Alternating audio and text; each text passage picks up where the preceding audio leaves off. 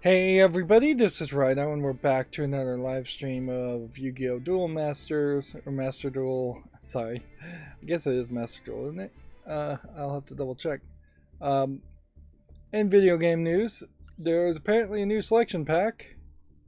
So the danger certainly here with a selection pack is that you buy 30 packs of that and then it's going to open a whole bunch of secret packs and then you won't have enough gems for the secret packs, but that's probably the best we can do with that. Like, it's kind of pointless to wait and not dive somewhat deeply into the selection pack on day one or early. And then we have on the 8th, tomorrow, maintenance, which maybe that's when the new selection pack actually comes to exist. Like, okay, let's just double check where we are right now. Yeah.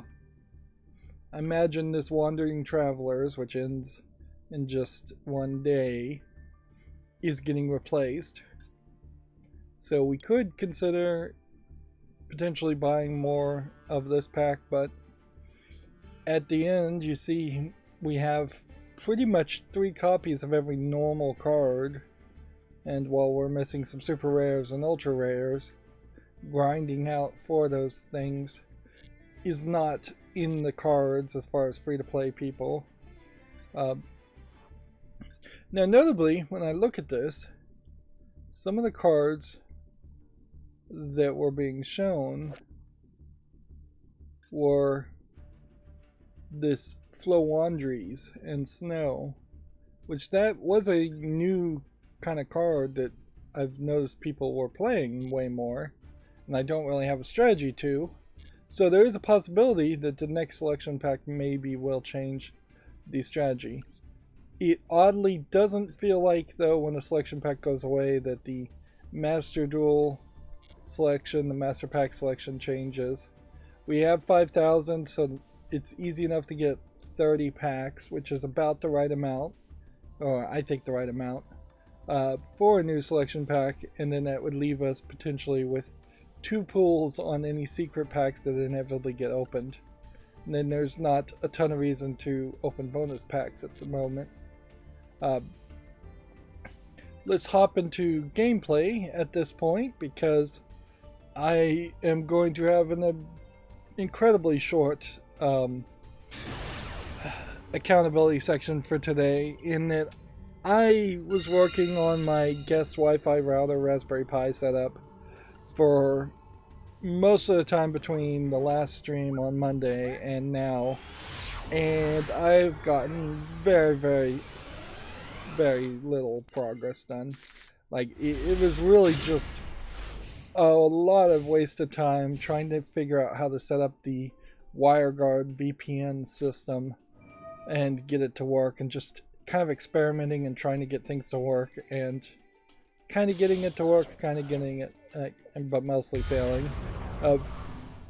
The thing is, inherently, I already knew that universal plug and play and mini DLNA are kind of dead technologies anyway, so there's just not a way for the mini DLNA as a server of DLNA audio video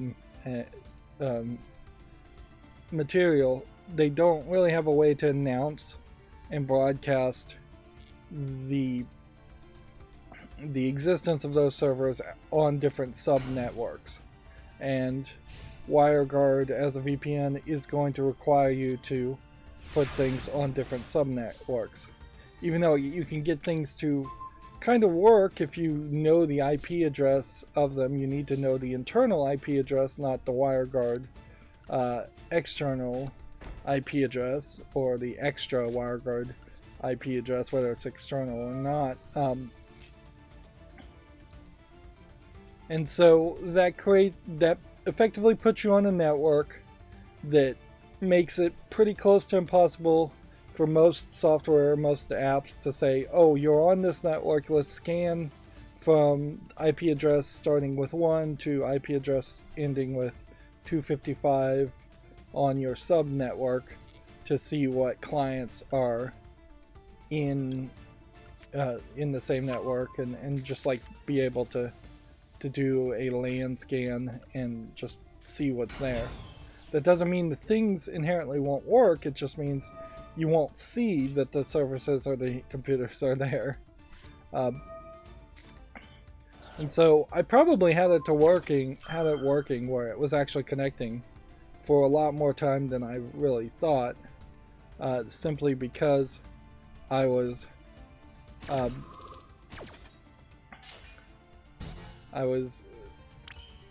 actively trying to get the IP addresses and the LAN scan to work.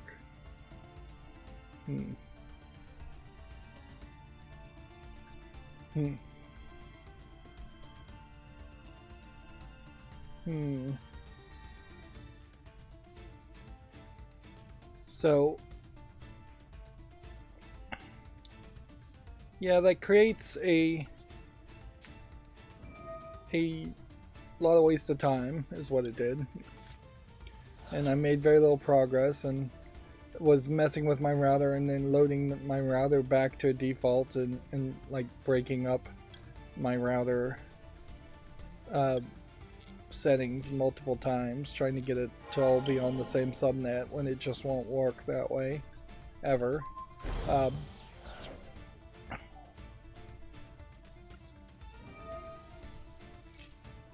So yeah, I was just like experimenting, failing, going back to backup. Good thing I made a backup so it didn't send me even further back, but I'm just not getting the level of progress that I want. And what I'm asking for, trying to set up here, is a fairly complicated network. I have to admit, yeah, because it is a triangle with 3 endpoints on each of the points of the triangle that would then connect to the internet and handle each as their own gateways for people directly connected to each point of the triangle, but still connect some internal network between the 3 points of the triangle. So that's complicated, and I'm not explaining it particularly well, I'm sure.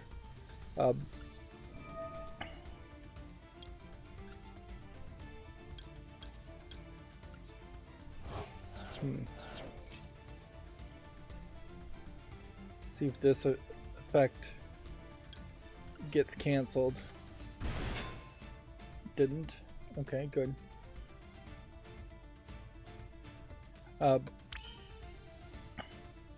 yeah, I'm definitely trying to make a level of progress on some of the more difficult things before finishing up some of the more simpler things. But I also would like to just be done with this project and have it ready to go and configured and set up. One of the things in particular about it is that I tried multiple like WireGuard web UI softwares, web graphical user interfaces, and I found one that works, but honestly I think I'm only going to use it to do the initial setup of the configuration files, and then I'm going to just push everything downward towards being more of a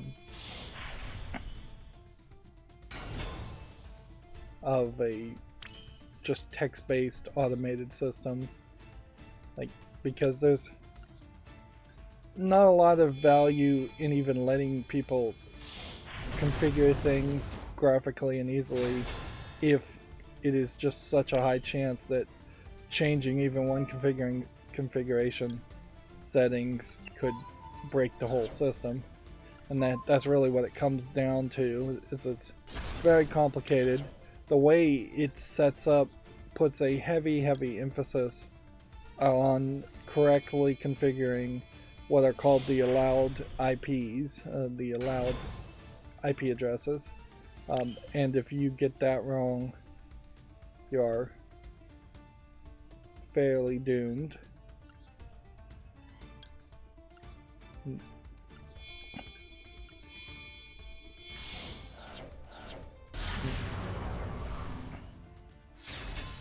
Yeah. So there's a lot more work I need to put into it, unfortunately, and that'll just happen, I'm sure.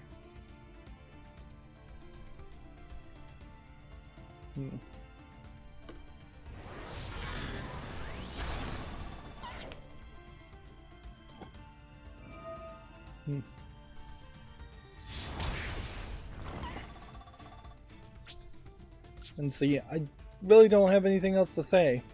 I did get some scheduling done, some more scheduling done after Monday's stream, and I finished playing Portal Reloaded. There was a second ending that wasn't much that I missed in Portal Reloaded that I just looked up. It was just really a fade to black ending, so kind of nothing of importance. There was something I thought of that was fairly insightful that I wanted to say about Portal Reloaded, but I didn't when I was recording it, and now I've forgotten what I was going to say as far as a comparison, which that sucks certainly.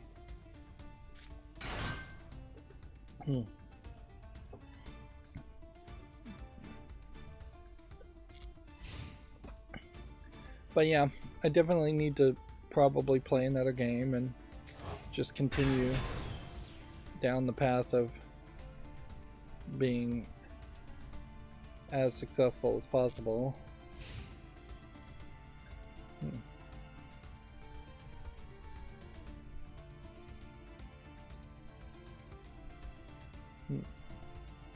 Make more content, schedule more content, continue getting further ahead in time.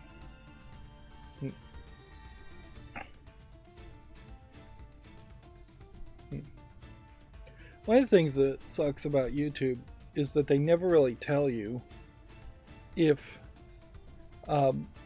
not publishing a video affects the algorithm and the recommendation engine or not.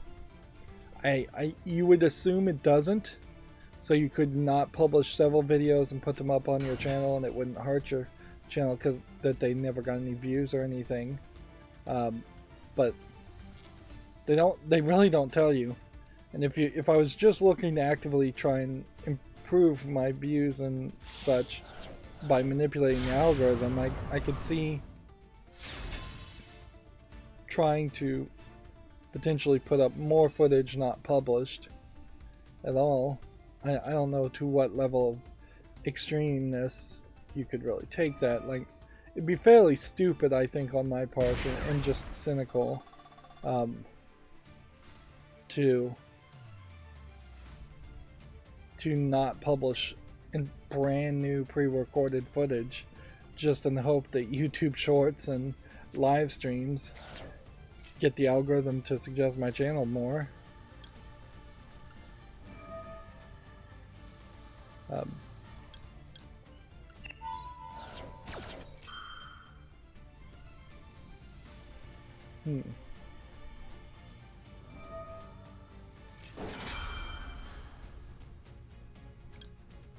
Go ahead and use all of our cards because we're going to destroy them anyways.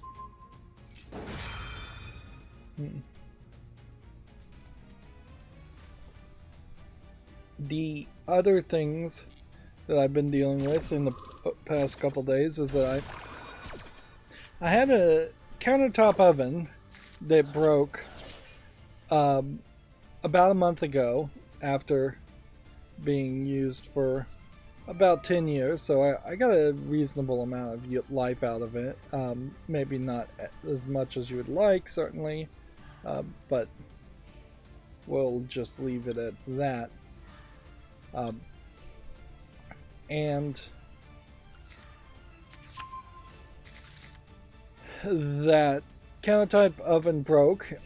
I ordered a replacement from a company called Gevi, Gevi, and there were some negative reviews on this, and I just didn't do a good job, and I haven't been doing a good job as far as making sure I am reading reviews, and I probably need to go to something like Trustpilot also and read reviews from there instead of just reading the reviews on Amazon, because even on the Amazon thing there was like 7% of people giving it 1 stars and people complaining about the touchscreen just short-circuiting, and that's exactly what happened to me, is that the touchscreen short-circuited. So I turned it on and then it started beeping at me. For a second there I thought it was Morse code and installed a Morse code translation app, and quickly found it not to be Morse code, which it'd be fairly weird for any device to have a beep code that is also Morse code. If you are going to have a beep code, which a couple of devices have that for debugging, it's usually not just Morse code, or it would be SOS first. It'd be very recognizable SOS, not just random nonsense. So I had the oven long enough to think, oh well, this is not going to immediately blow up, even though it did, and I'd gotten rid of the box, which was rather large, and the oven, countertop oven, was actually not that big. It was actually a pretty small one, and so I wasn't 100% happy with the size of it anyways. Then I had already had to find smaller pots and pans to actually fit in the countertop oven was another issue. So yeah, I sent it back to Amazon and then immediately had to buy a new one, and now I have an Oster, OSTR, which was the brand I had before, and who knows if any brands or any models can be trusted in kitchen electronics or electronics these days in general. But yeah, this new one is much bigger, and hopefully it works out. It's missing a few features that the Gevi had, but I think at a certain level the Gevi was selling itself on a sales pitch of having like an 11-in-1 different options, when really like 5 different options are all you need. They were kind of scraping the bottom of the barrel by having like a cookies setting specifically set up. A lot of the settings were literally just like memory modes as far as how long and what temperature. They weren't changing the way things were cooked, I don't think. And there was like a yogurt making setting, which is kind of weird, or a thawing setting, which is kind of weird. Where the Oster that I've bought is back to being more reasonable, where there's a bake and a broil and a toast and a air fry, and air fry is the one that's really the one you want, I think, more than anything else. Turbo convection can be nice, but it's not really being embraced, I think, as much as air frying is, which probably goes to show how effective advertisements are in the minds of people, more than anything, because selling an air frying device has been pushed a lot more than selling a turbo convection device. But yeah, hopefully everything works out there. But it was another issue, another distraction. I'm trying to kind of clean things up and finish some projects and just get organized and do the opposite of what a spring cleaning would be in a fall cleaning. But yeah, there's the biggest issue there may very well turn into the fact that Amazon, I think, may have just credited my account instead of refunding the credit card, which that's fine. I needed to spend some money at some point on one of two devices. Either I need to buy a fire pit in case I get snowed in again, or I need to buy a computer server rack so I can organize my computer servers.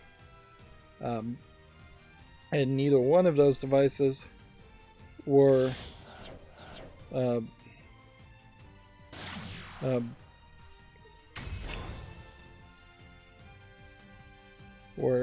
ever going to go down in price. So now is as good of a time to spend that money as other.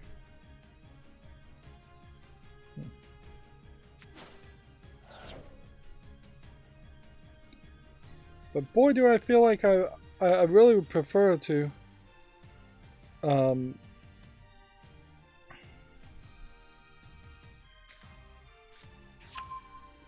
I would really prefer to just have played a video game and talking about a video game instead of talking about boring life stuff.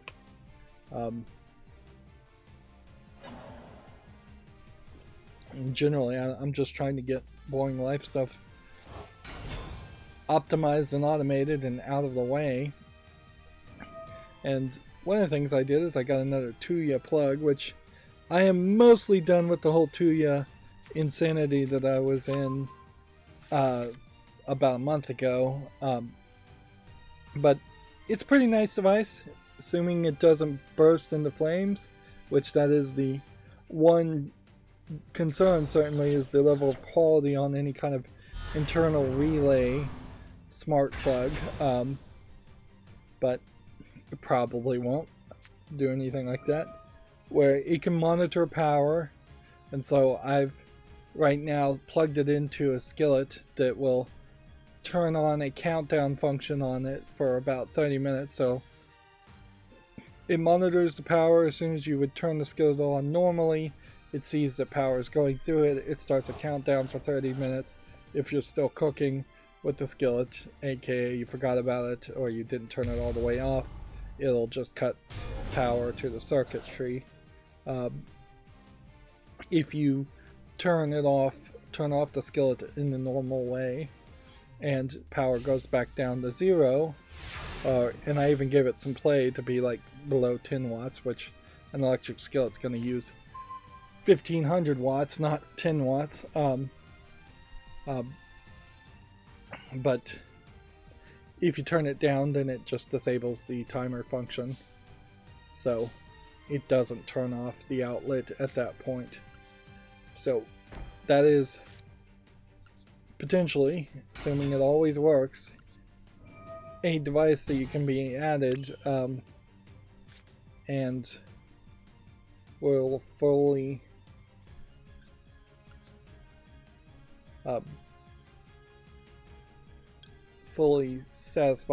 solve that problem without any further integration. So the other thought there with that outlet, if it works fairly well, is that I could plug it into my washing machine, because I really would like a timer on my washing machine that's not jerry-rigged the way I have it now, which is trying to use an alarm system and door contact sensors.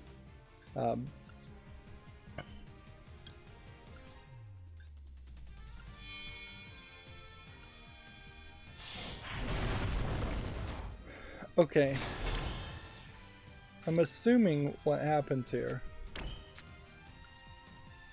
is this last one should be in defense mode,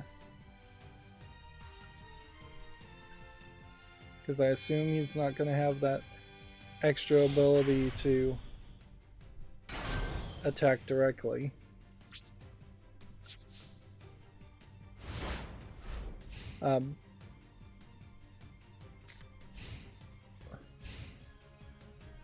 The danger, of course, of putting a power monitor on a washing machine is it may pull more than the 16 amps it claims it can use, and again burst into flames, because you do have a big motor on a washing machine, undoubtedly, and if it will also just be kind of in a difficult to reach spot for most people. Like, they really should rethink the way plugs work in washing machines and dryers, in the sense that there should almost certainly be a plug that is at the top of the devices, so there would be like an outlet right at the back of the circuitry, and anything electrical for the most part would be limited to the higher parts where water would less likely flood. But they don't quite do that.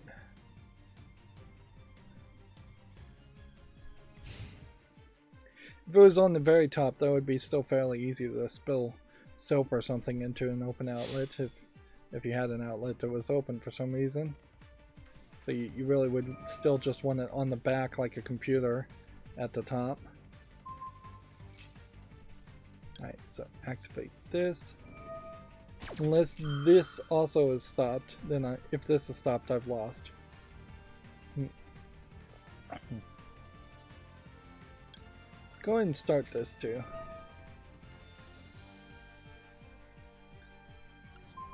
I shouldn't have probably canceled that one, because I was going to get canceled anyways. Should pick this one, or this one, or this one.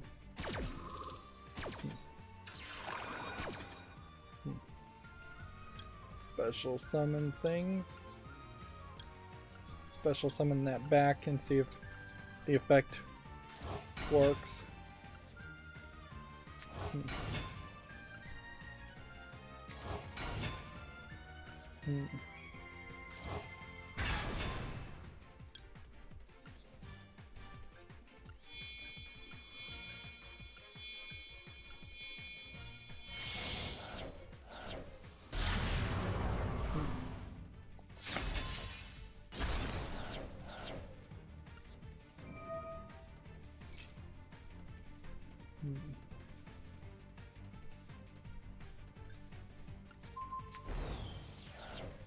It gets everything fairly low.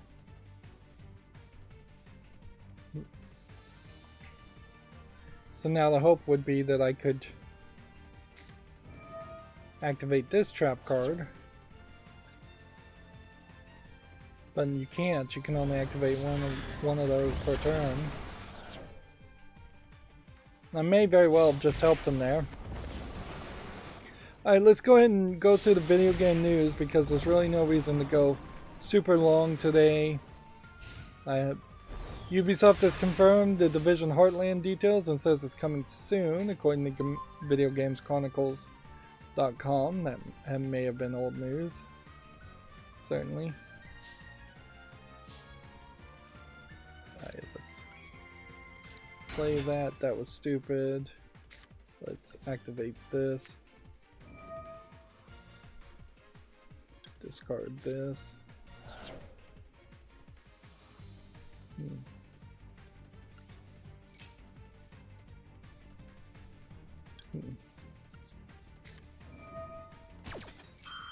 Go ahead and activate this. Special summon that. Special summon that. Might as well special summon that. Special summon that.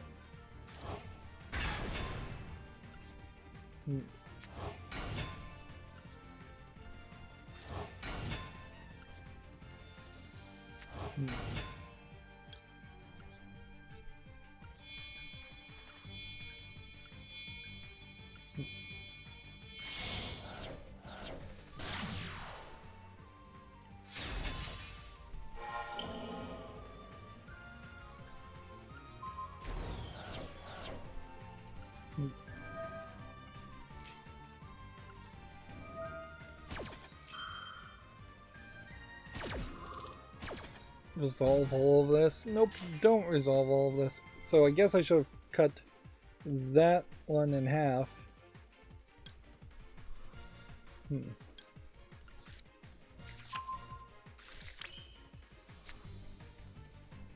Alright.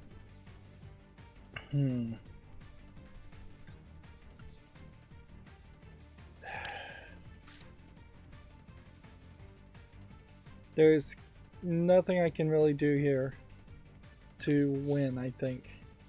I think your best case scenario is to just hope for stupidity or a surrender. Which I imagine that's not what's going to happen here. Unless I can trigger something else to happen.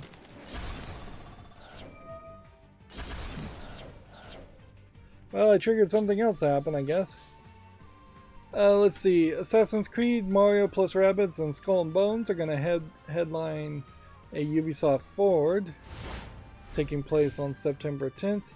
What's funny about that is, though, like I guess that's a new Assassin's Creed and Mario plus Rabbids, and more about Skull and Bones, which Skull and Bones I think has been in development for a very long time at this point. Xbox has committed to Call of Duty on PlayStation for several more years after the existing deals. During this period, PlayStation releases would have feature and content parity. This is all still part of them trying to acquire Activision Blizzard. Let's see. The Sony Interactive Entertainment director and PlayStation hardware designer Masayasu Ito is retiring. Ito, who designed the PSP, PS3, and PS4, is leaving Sony after 36 years.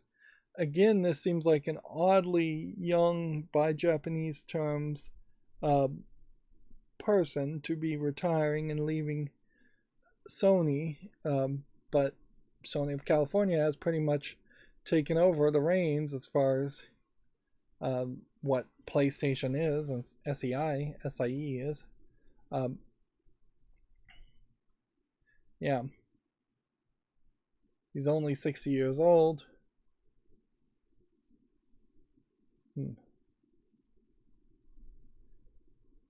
Which is, by Japanese standards, fairly young. But this may be a case, too, where the working class, which is fairly elderly, and the controlling class definitely is fairly old in Japan.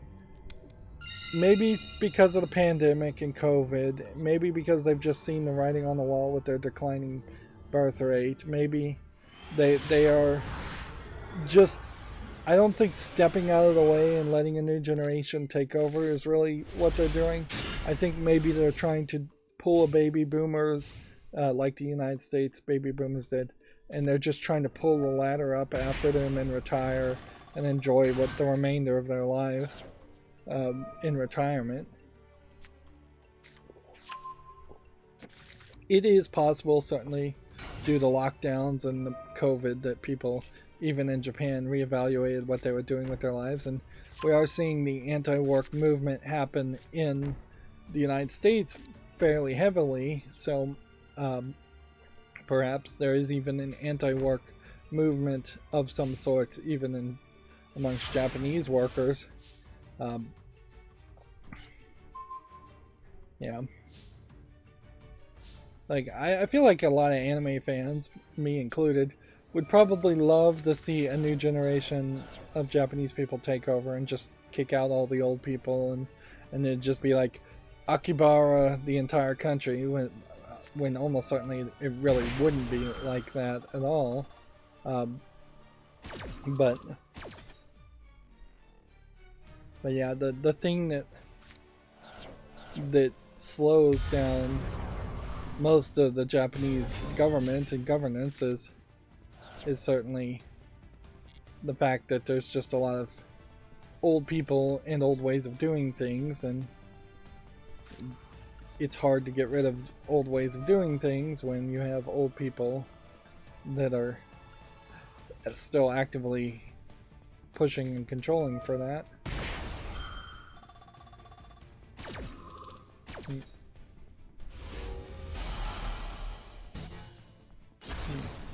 This guy is sacrificing a lot of his health.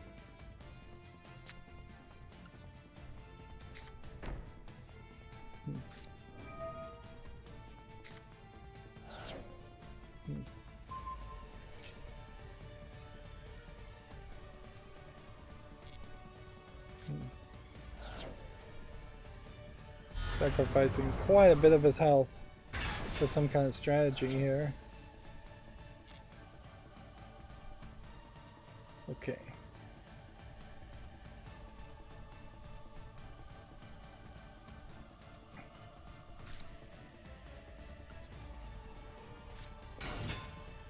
Suppose you still play this strategy.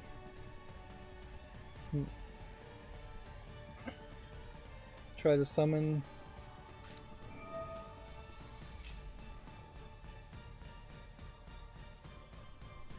something interesting.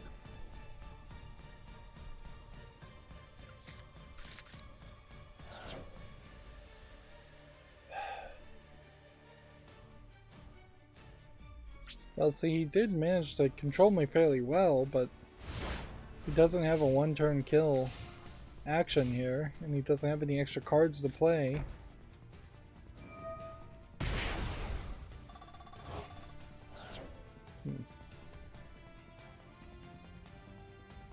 If one of these cards said, like, if your life points go down to 0 due to your own effects, that would be interesting.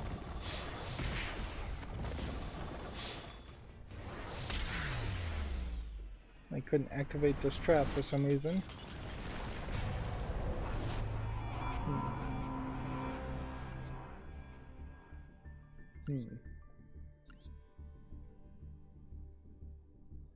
Let's see. Video Games Chronicle says System Shock Remake boss praises the Resi 2 remake for revitalizing horror games. There's been a huge influx of people just wanting to play horror games. Resi, I guess in this case, means Resident Evil 2 remake. By the way, the Silent Hill 2 remake screenshots that were leaked were speculation concept pictures leaked by Bloober Team, which we already really had been told directly by Bloober Team that they wanted to potentially make a Silent Hill 2 remake with Konami, but I don't think Konami has any interest in doing that at all. So in a lot of ways, not only was that a non-story, it was a repeated non-story, which really just highlights the ravenous interest around Silent Hill. In a lot of ways, I imagine if Silent Hill did get remade, Silent Hill 1 or 2, it would feel a lot like what I imagine a Half-Life 3 would feel like if it was actually just put out there. It wouldn't be particularly satisfactory or that interesting. It would just put an end to the, for lack of a better term, edging of the player base. Or tantalizing and teasing the player base. Might be a better term to use.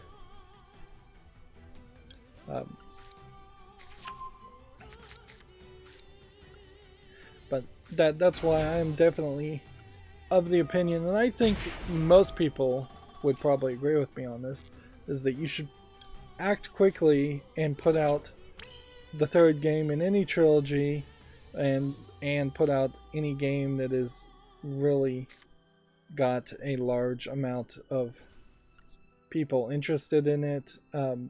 Teasing and then having something in development hell just does not work. I suppose the question is, can I think of an example of a game that came out that was not particularly that good, but still managed to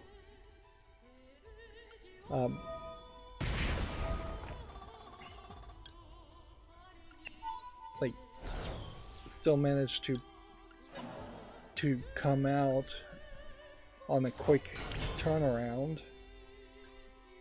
And I guess some of the Resident Evil, some of the Assassin's Creed games are like that, where they came out with those fairly quickly. And when you do look at that concept, I suppose there is a definite case that not that many people are that upset around some of the bad Assassin's Creed games that were released. And it let them certainly keep momentum, let Ubisoft keep momentum on the Assassin's Creed series, where they could just put out more and more. Where meanwhile, Half-Life and Duke Nukem, both as series, forever just stagnated into nothing.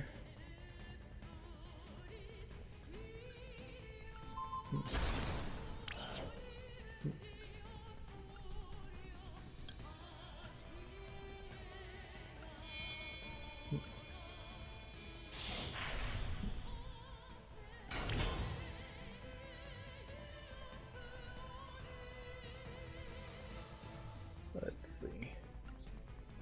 Nothing more to spell here.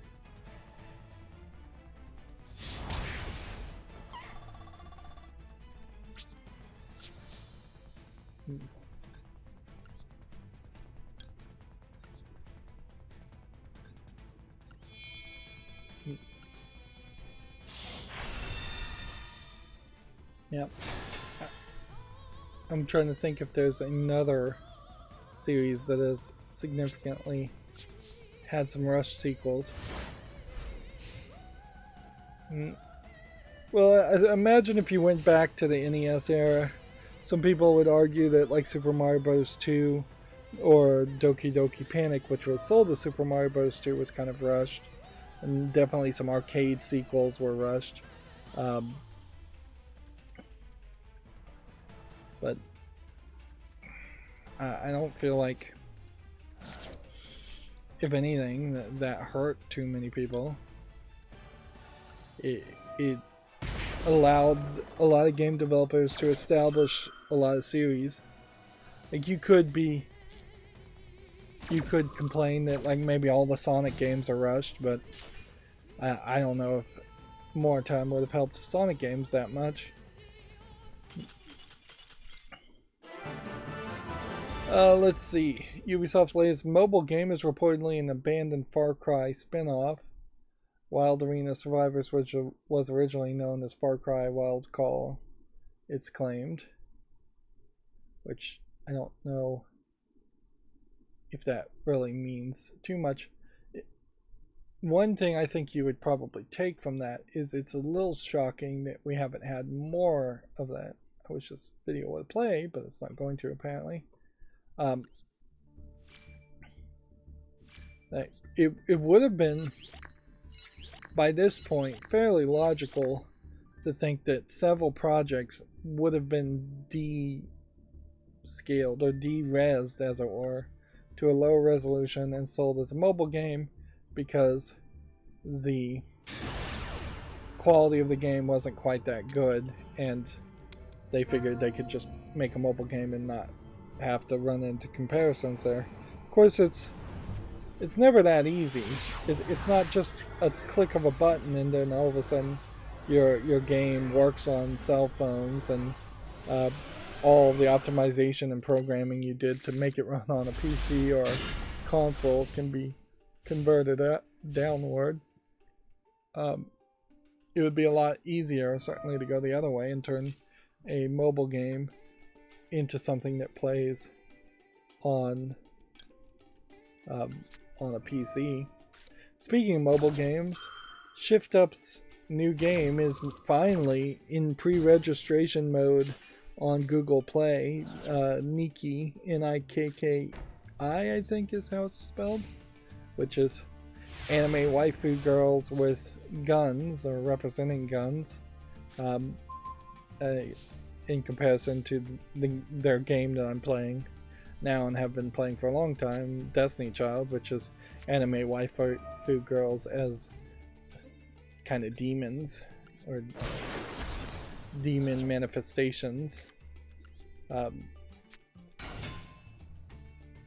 And inherently, there were already many girls with guns depicted in Destiny Child, so it still feels very odd to limit yourself to one genre when you already had a game that was crossing most genres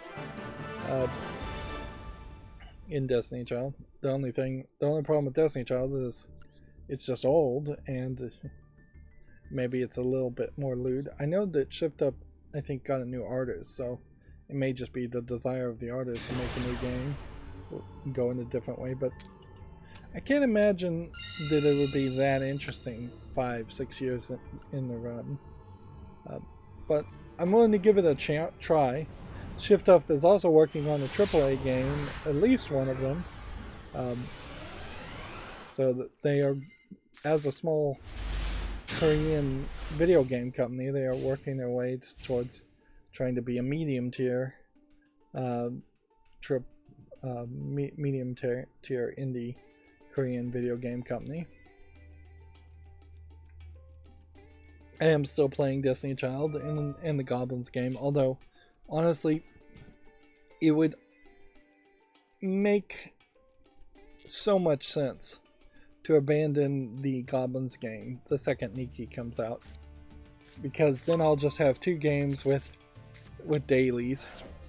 One of the benefits, certainly, I would say, if you have any interest in playing a slightly lewd game full of anime waifus that's a gacha game, you almost certainly should play from day one on Nikki to at least try it out, because that's going to keep you ahead of a wave that you will only get drawn under and drown if you miss months, days, weeks. There will be just too much the extra work you'd have to put in to catch up, if you can catch up at all.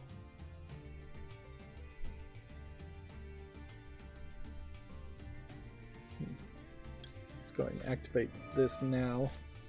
I was holding off on activating that.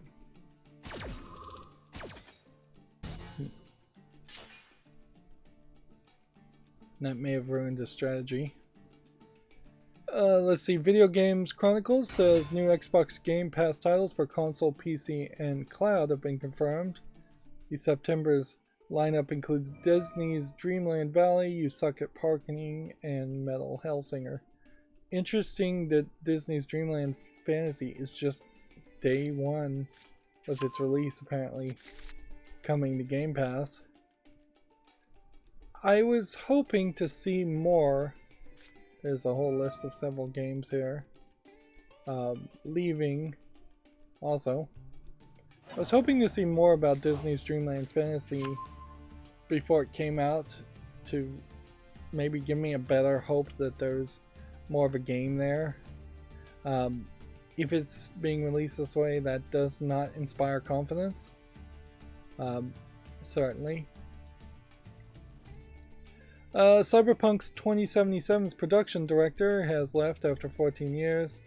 I have no idea how you pronounce these squigglies, so I'll just say Yildiz Mraz joined CD Projekt Red in 2007. Which, yeah, that doesn't probably surprise too many people, frankly. Like, as the production director of a failed game, you probably don't want to stick around and try and start over from scratch in the same company. CD Projekt Red, I think in general, has just got problems in kind of how their management runs things.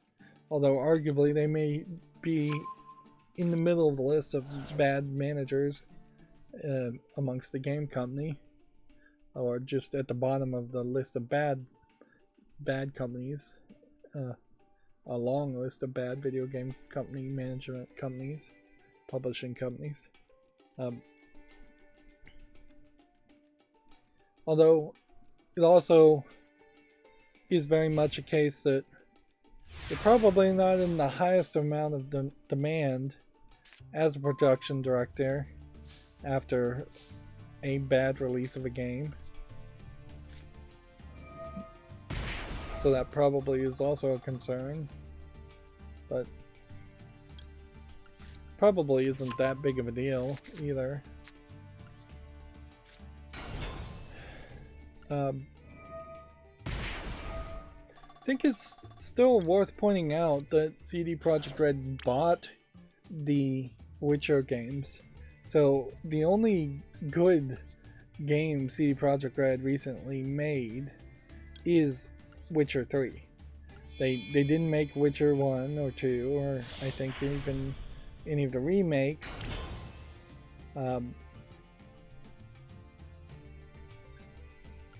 And certainly they did make Cyberpunk and didn't get anywhere with that.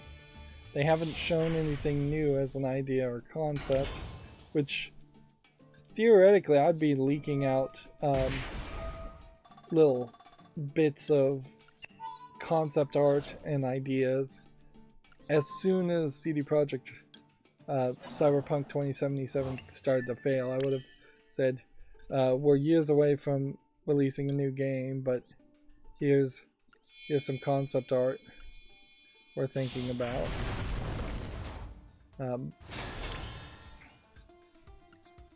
Even if you were just putting out concept art that looked a lot like Cyberpunk 2077, I think I screwed up here. I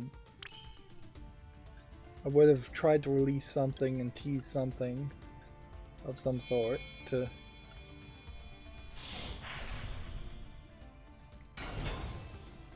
try and get some good press, try and run some distractions. Working somewhere for 14 years is not a lot, and you can see this guy is fairly young. Now, this is in, I think, Sweden or Central Europe somewhere, CD Projekt Red, so maybe there is a more laid-back attitude towards retiring and retiring young. But you'd imagine in the game industry that that attitude is probably not very prevalent, even in more European countries. But again, this may just be a case of the pandemic. Again, it may 100% be that we are just seeing a global anti-work movement, people making enough money to say that they want to just retire or do something else with their lives. That is all very believable. Sony has revealed a PlayStation 5 grade camouflage accessories collection, which is interesting, I suppose, if you were actually in the military and were taking your PlayStation with you to military barracks. Although I am not sure if you're deployed, you really could take PlayStations with you, and I don't know if it really matters that much if people can see one white-sided dot or not.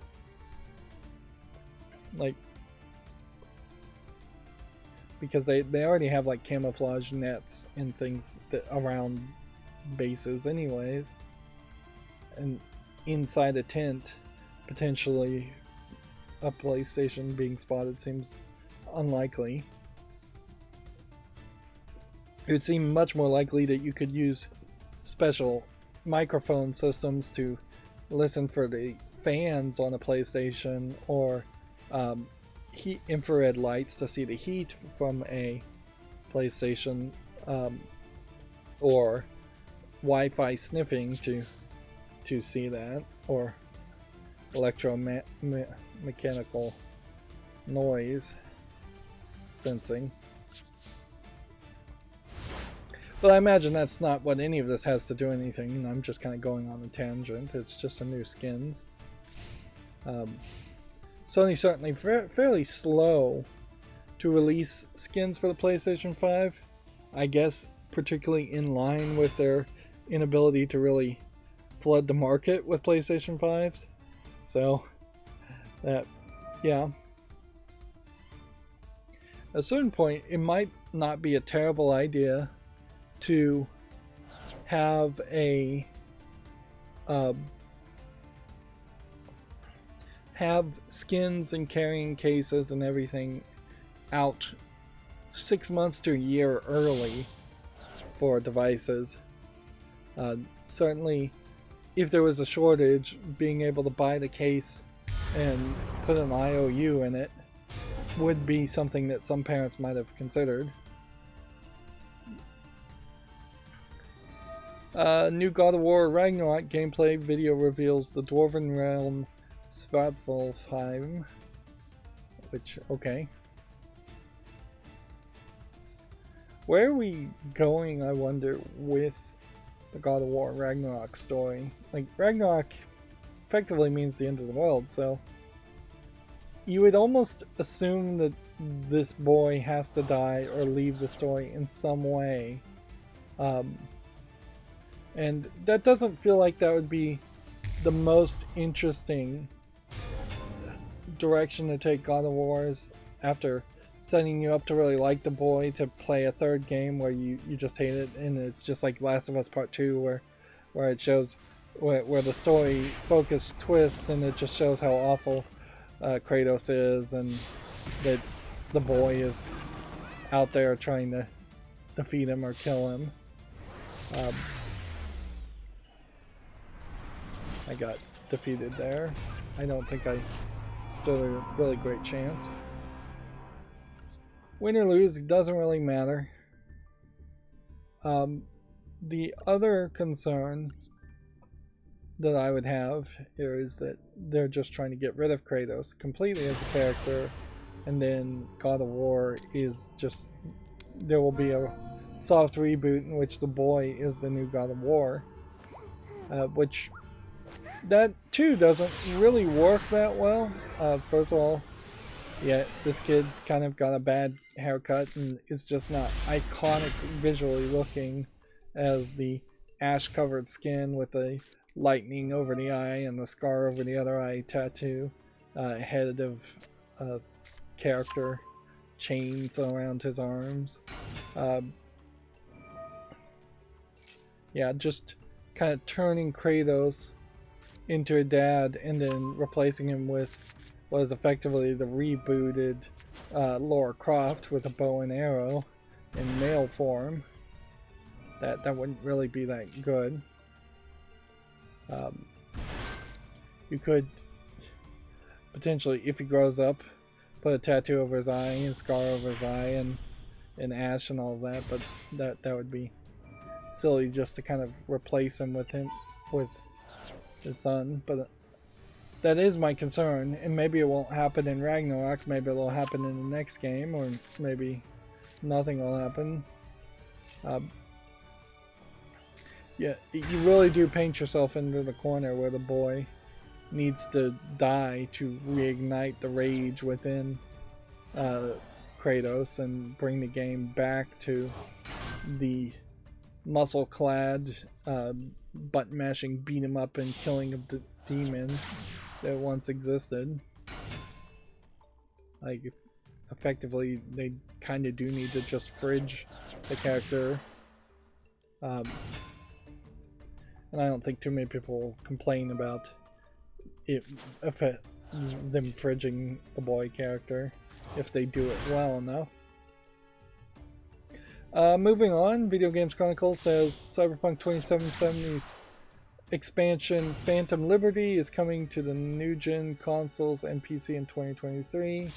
This is apparently also the only expansion that they plan on having. Johnny Silverhand will return alongside a new cast of characters in a spy thriller expansion.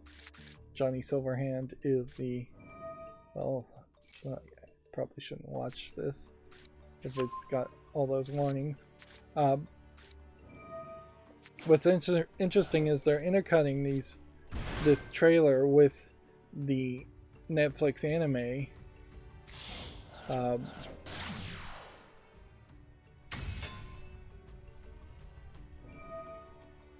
So yeah, this is like 23 minutes of them I guess that probably was a teaser for both the Netflix anime and the new expansion, so they're jumping between the two.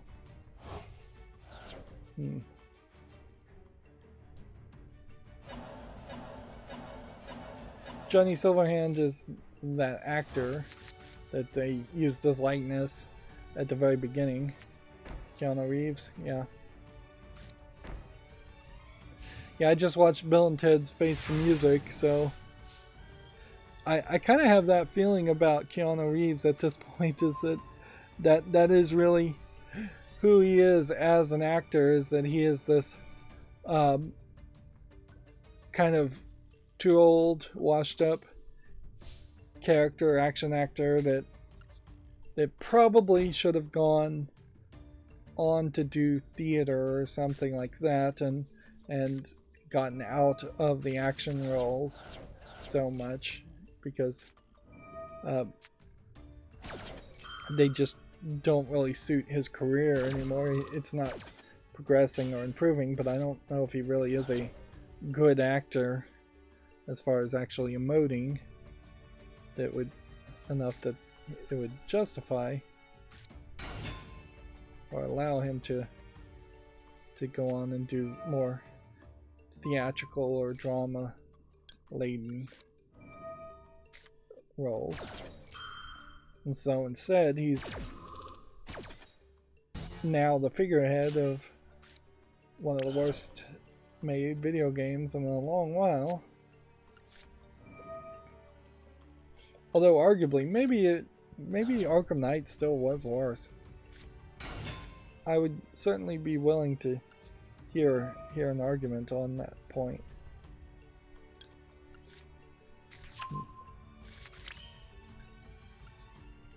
Alright, let's see. Hopefully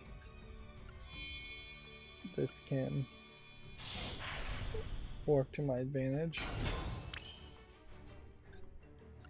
Of course, I'm gonna let him draw a bunch of cards.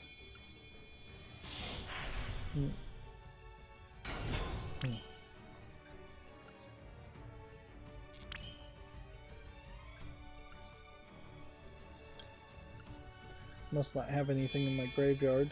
Yeah, that's the case.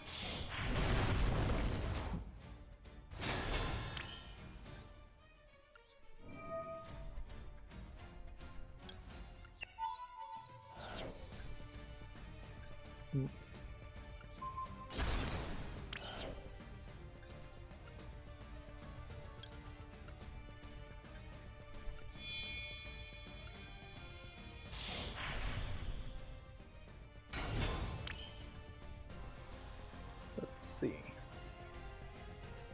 1, 2. Really, 2 can. I could do 2, then 3. Might as well try it. 2 cards. Sending those 2 out.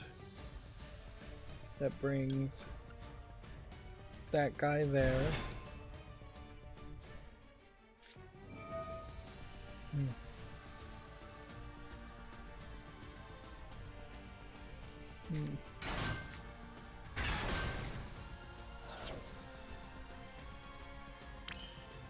Activate this effect. Summon that. I put that in attack mode when I really probably didn't need to.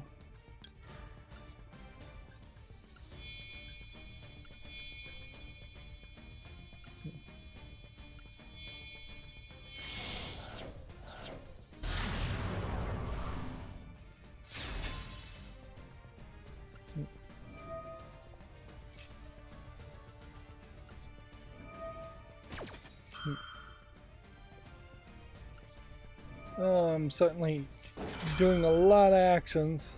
That is certainly the problem with any kind of deck that seems like it's actually going to win, is that it does seem oddly grindy and just time consuming.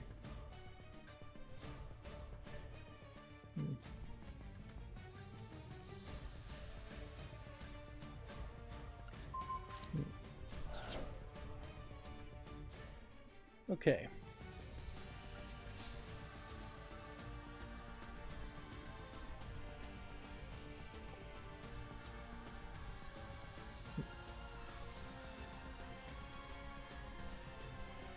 Let's see. Video Games Chronicles says Tencent is acquiring a stake in Ubisoft's family holding. Partnership also allows the Chinese company to double its stake in the Assassin's Creed publisher.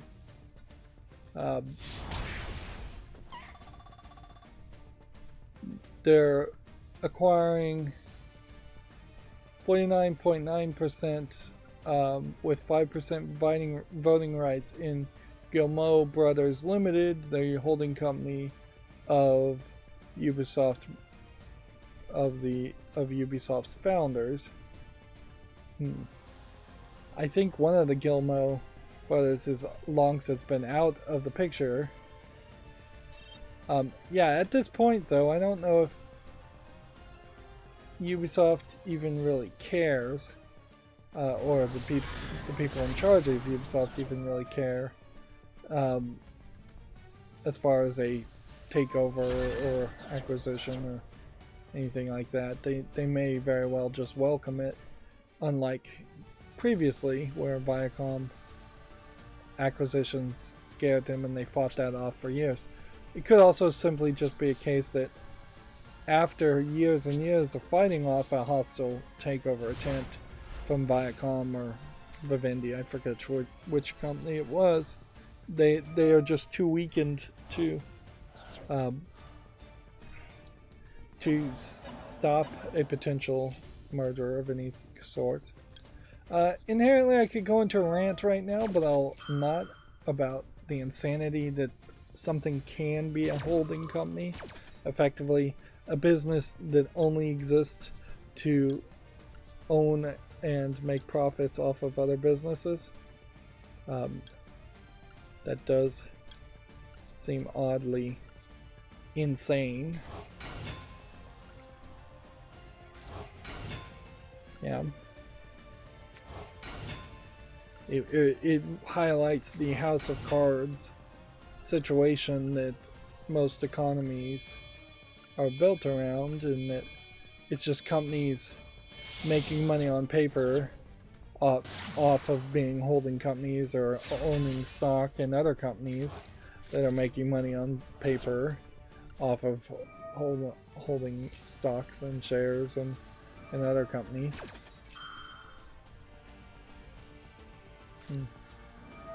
Like even a simple rule saying only individuals can own shares and stocks of companies would massively add security towards the made-up nature of economies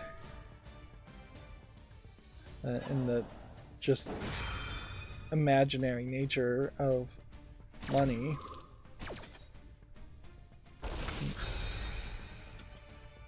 Moving on, September's PlayStation Plus games are now available to claim.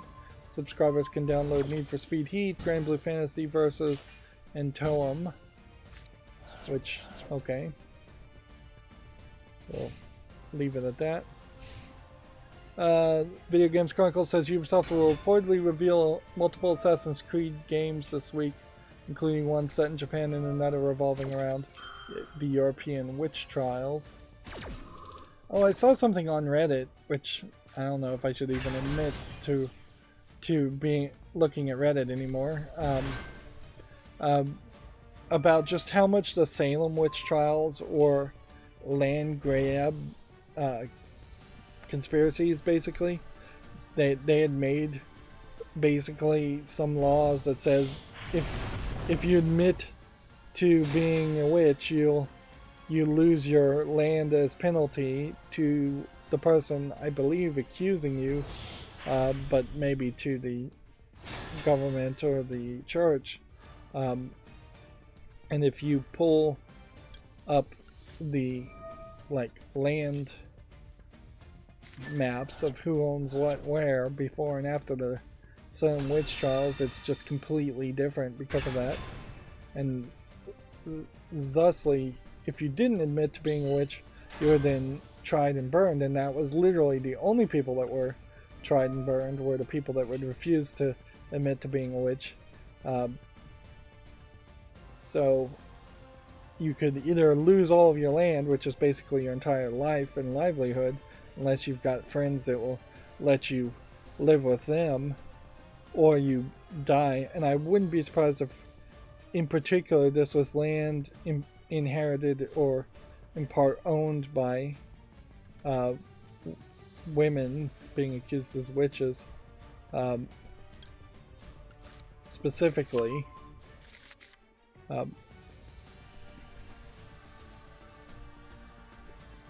I bet there probably was a couple of men that were accused of being witches, but that doesn't make it in any of the historical documents that I've seen. Back to video games, though. Here we have a collection of Assassin's Creed people, none of which matter in the least at this point. This image is fairly old. And the fact that they had the hood covering up their face, I think, is definitely a mistake. It would be fairly hard to even place this. This is probably Altair. This is probably Ezio. This is probably the one from Assassin's Creed 3. This is probably 4 or 5 or vice versa. And this is probably Black Flag. But none of these characters, even the ones that people kind of liked, have been fully utilized as characters to be referenced or to come back in future games. It's just you always play as a new faceless character, pretty much. I don't see how I survive this. Like, I can activate this, and I don't even think that's gonna work.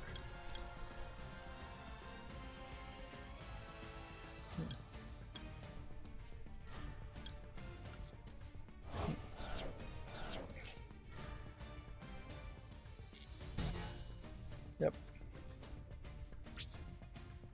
Just end the turn there. And it certainly gets back to the idea of, yeah, Ubisoft has never been shy about putting out too many Assassin's Creed games, and it hasn't really hurt them that much, frankly.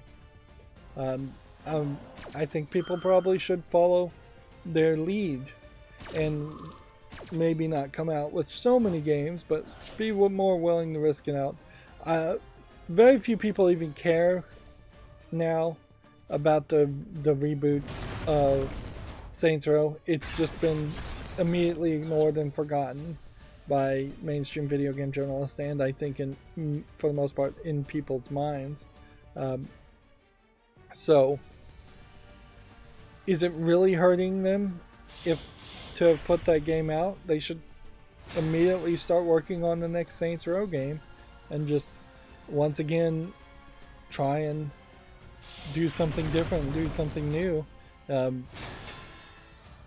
It probably wouldn't hurt for them to try and make a Saints Row 4 or 5 or whatever the next game would have been in the series of the original series. Or smarter, they should have just made a full-on reboot that had the same characters and the same storyline as the first Saints Row game. And the same world and the same levels, and it should have just been, alright, we're gonna slightly improve things, but we're not gonna make it different enough to make it unfamiliar. Let's see. Phantom Liberty is the only planned expansion for Cyberpunk 2077, says CD Projekt Red. The game may not have another major DLC update after it. Did it have one before it? Is, I guess, part of the question there.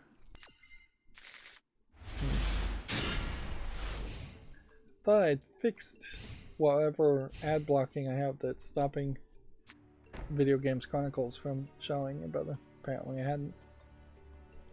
Multiversus Studio shares more information on how Gizmo play. The Gremlins characters will arrive. The Gremlins character will arrive on Thursday, just one of them. There is certainly a slight concern about a character that may be just too small and short, that punches would fly over his head, or there would just be a distinctive advantage by playing this smaller character. It's real hard to balance that too, and doing kind of a basic idea of, yes, they're harder to hit, but they do way less damage is probably not enough balancing, or a good way to balance that.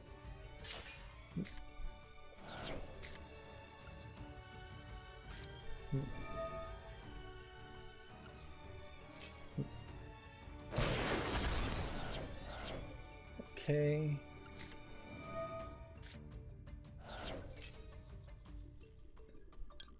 In a lot of ways, I'm not 100% sure that people haven't kind of already lost interest in Multiversus too, when the game's still kind of in beta. That I definitely personally have lost interest in it, but I may be an exception, not the rule.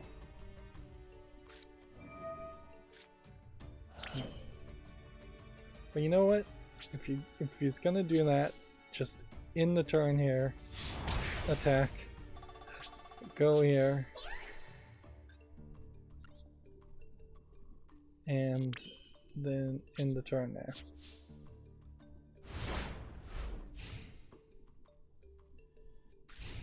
Let's see, moving on. Video Games Chronicle says the new PlayStation 5 model has a completely redone internal design, a teardown shows. Is this the new one here? Because if that is the case, yeah. It does feel like they've eliminated a lot of metal, and the fan connectors and the metal pressing, bending. This big piece of metal bent the way it is actually a little shocking in itself. I guess it's not super hard to bend metal, and just kind of have to scale up a little bit. I think I may be done for today as far as playing Yu-Gi-Oh! More and more I'm feeling less of an urgency to really play a lot of it. Yeah.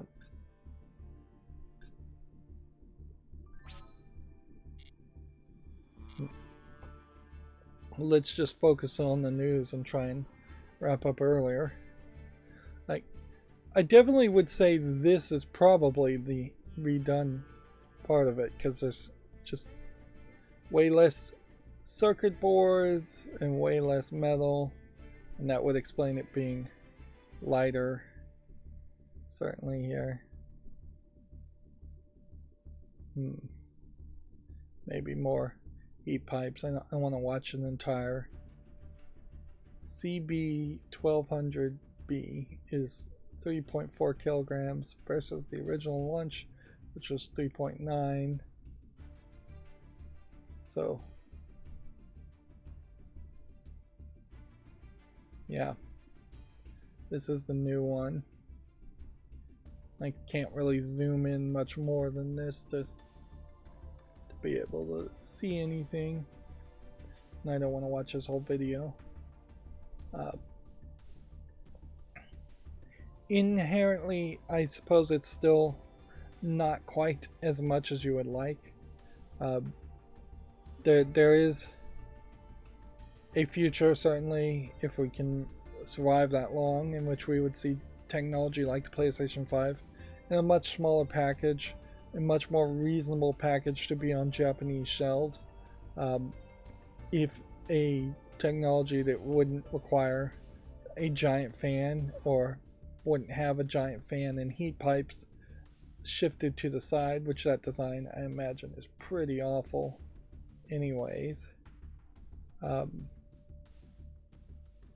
yeah, there's definitely a reduction in space, and if anything, I would have at least wanted to rotate everything and make it less tall, as far as design, but also who knows what compromises had to be made to get it to work at all. But clearly, I would also say, even in the internals of the PlayStation 5, they didn't stick to what you would have thought would have been industry standard stuff. Because if they had stuck to industry standard components and procedures in which the way things are assembled and built, they wouldn't be having as big of a deal, as much difficulty producing the devices in the first place. If they had just decided the PlayStation 5 is going to look like a mini ITX computer, and then you are going to have effectively enough room to take a NVIDIA graphics card or an AMD graphics card and slot it into something close to a mini ITX motherboard with a CPU on that, that would have given you components that were about the same length and design. So you could have made something that would have just been a big GameCube looking device. And arguably, I'm a little surprised that they didn't have a backup plan. There probably should be a backup plan for all consoles going forward, that if there's just part shortages, that they can make the equivalent of the components and put it in a standard computer box and put standard fans on it and standard cooling, and just say, alright, this looks like a computer, but it's really a PlayStation 3. You can take it apart if you want, but you're really not going to be able to make any changes or anything else like that. But both the Xbox and the PlayStation 3 instead have everything on one large circuit board, which I can't imagine that the yield return is great having everything on one large circuit board like that, with just like special power supplies, special cooling functions. The only thing that's fairly standard is the memory expansion slot on M2 sticks in the PlayStation 5 and disk drives in general. Moving on, PlayStation's latest firmware update adds 1440p output and folders, which honestly I thought the folders update came out a while ago. I guess that was the beta, people were talking about it. Also new social features. Let's see if we actually can see what the social features are. Ability to request party members to start a share screen feature, and notification when a party member is playing a game you can join.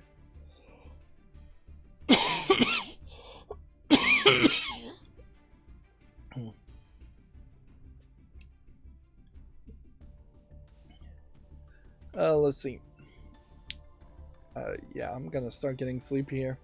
I'm in a weird position too, where with my sleep schedule, I just don't even know when I have been going to sleep lately.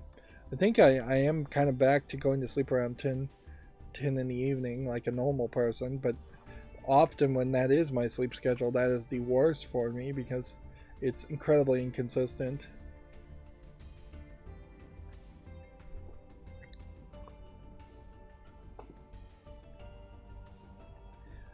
Moving on, Pokemon Scarlet and Violet Switch OLED model revealed alongside a new game trailer. Which, okay. Like, this is, I guess, in line with what I was saying before, that it probably is smarter to sell skins and new models of new visual coverings of things before the game or the system is even available, even if there is a high chance that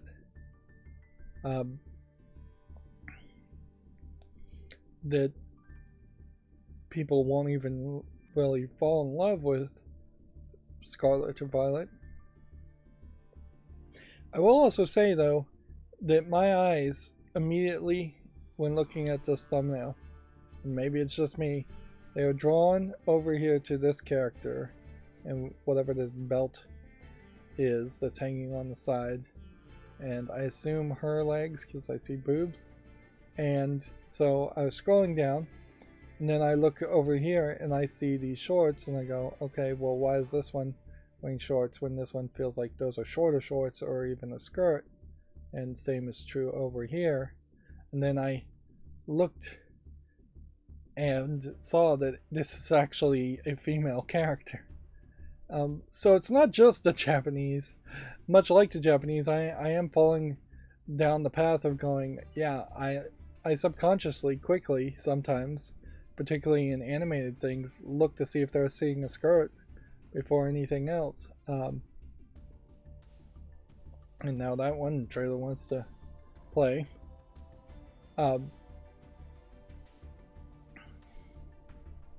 So yeah, I can sympathize where at quick glance, when you're not seeing characters talk or hearing characters talk, and when they are the younger characters that are particularly androgynous anyways, the Japanese games up until this point have always stuck with the skirts and the shorts art style. And see, here's a skirt, so it seems like it's just the younger kids are all in shorts.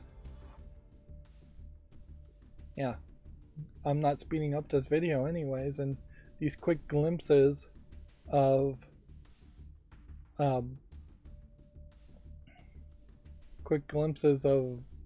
characters, it's hard to tell.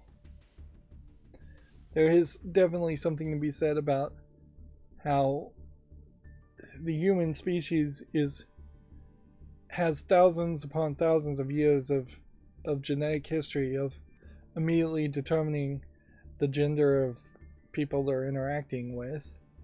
And maybe that isn't the first thing you should subconsciously try and determine or look for, but yeah, it's kind of genetically built into humans to do that. Yeah. If they're of the same sex, they're a competitor subconsciously. If they're of an opposite sex, they're a potential mating partner. And I guess there's a bad guy character that's dressed really crazy. But outside of that one bad guy character, it does seem oddly like everybody is wearing pretty much the exact same outfit and the exact same boring types of outfits. Suppose you could, this guy looks interesting, you could complain about a Pokemon game going too high fashion or something like Final Fantasy, which is just a lot of belts and swords and crazy art styles, certainly, but yeah, I don't think they've gone in the right direction by not having more skins, more different costumes for their characters. On the other hand, though, if they're putting all their effort to animate the Pokemon and get the focus on the Pokemon, they're probably doing the right thing, because Pokemon fans much more interested in seeing Pokemon than they are seeing characters, no-name characters in different outfits. But certainly the Pokemon series has been slow to evolve and should have looked like what Scarlet and Violet looks like now 2 or 3 games ago, and they should be farther ahead in development of extra features. Moving on, the white Xbox Elite Series 2 controller is official, and it's $50 cheaper than the black version. Well, geez, how expensive is the black version? The white model is called the Elite Core, and it comes with fewer accessories. That's fine by me. Honestly, I don't even know if I really need the Elite anything. I would potentially like to see a D-pad introduced by default in a more standard Xbox controller, but I don't know if there is ever going to be a standard Xbox controller replacement, because what they're calling the standard controller is the core controller, and if this is the Elite core controller, you're seeing an evolution here in that no longer is it different colors for the buttons, which definitely implies that we're not going to see games heavily rely on different color button prompts in their games, which most games these days don't rely on that. That's definitely something more of the 360 era. The thing here, though, is I don't believe you can replace or easily remove or replace the thumbstick in the Elite Core, where like the internal components. Apparently you can replace the main parts.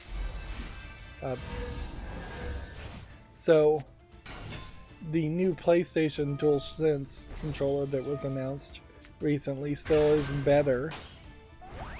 But for not spending the extra $50, you don't get a charging dock, a carrying case, a set of 4 paddles, and a set of 4 additional thumbsticks, and an additional D-pad. So what you do get is a thumbstick adjustment tool and a USB-C plus cord, and that's it. Which, that definitely begs the question as far as, can you add the paddles later? Are they an extra purchase that you have to like order directly from Microsoft, I imagine? Can you change the thumbsticks, even though you may not really care to change the thumbsticks? Clearly the Elite Wireless Controller Series 2 was an experiment, and the extras were unnecessary in most people's minds. A new Xbox Series X and S update adds party chat noise suppression feature today, which that's probably a great feature. There's also a new way to launch games from friends shared captures on mobile and PC, which that sounds cool too. Yeah, noise suppression in voice chat is an amazing feature that should have been added a long time ago. Alright, let's burn through some of the games on Steam here. Monstrum 2, already mixed, so I'm going to say no to that. And I don't feel need to do YouTube Shorts on games that are mixed, even if they do look slightly interesting. Demon Go is a frustration platforming game. Not my style of game. Although I suppose frustration platforming games, if they look good, are going to potentially get YouTube Shorts in the future. Circus Electric is an RPG strategy game. Yep, that looks good, so I'll put it on the follow list and make a YouTube Short around that. Darkest Dungeon clone. I need to really get around to playing Darkest Dungeon. Darkest Dungeon is one of those examples of a game that was fairly popular and well talked about, and that led me to buying the game and then never getting around to actually playing it.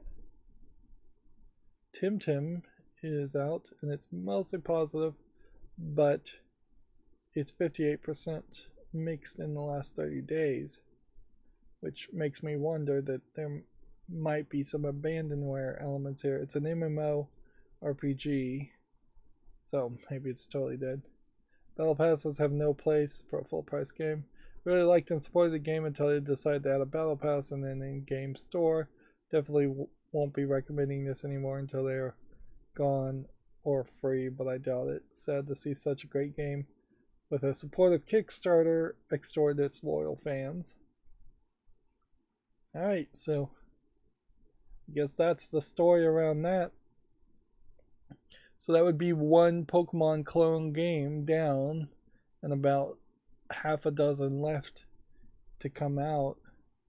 This one, I imagine, trying for more of an online experience as an MMO, which arguably is not what you want. Although, in looking at this trailer, you are very, very much being highlighted an ability to change your costumes.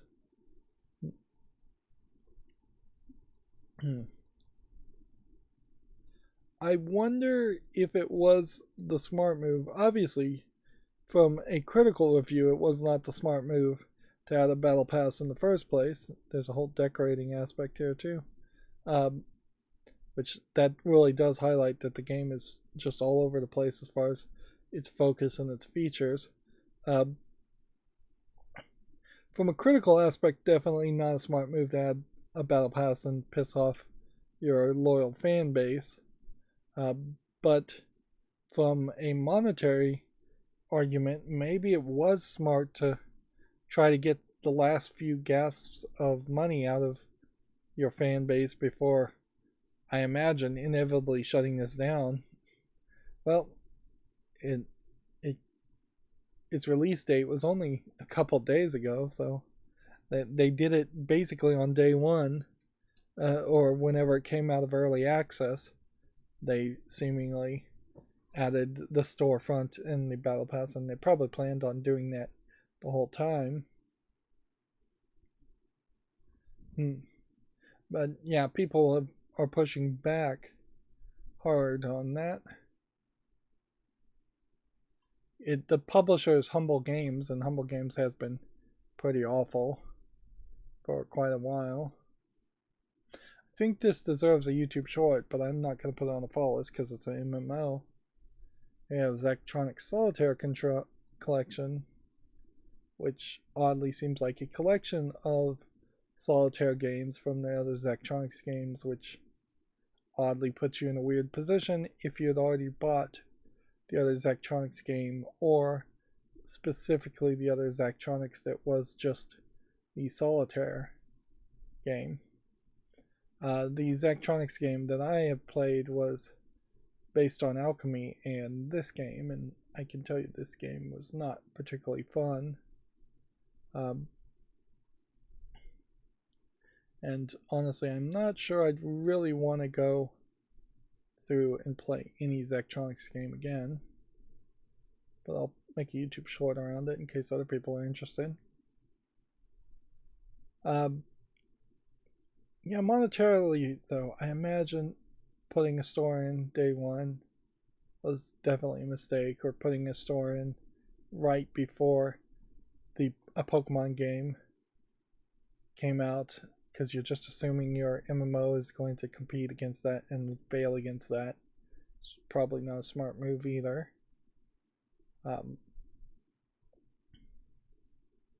Train sim world here. I guess I'll make a YouTube short around this. It looks visually interesting enough. Let's come over here and get some background noise. I find it fairly unbearable if you don't have at least a little bit of background noise playing at all times, and certainly that's what I have happening in my life non-stop. Although I desperately need to find some new things to listen to instead of listening to the exact same things over and over again. YouTube's really got me in a loop of just suggesting the exact same videos over and over again.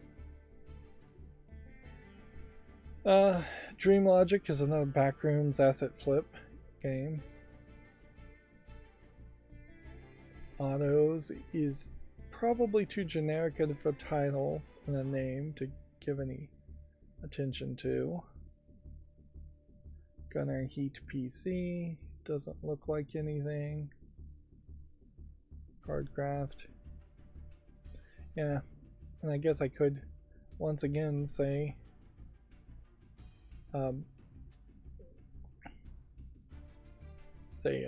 didn't click the adult content tag. I'm trying to remember if I put early access games on the following list. I think I do. I'm willing to put early access games. Anything that actually has a release date can make it to the fall list. but something that doesn't. We have a Halo Reach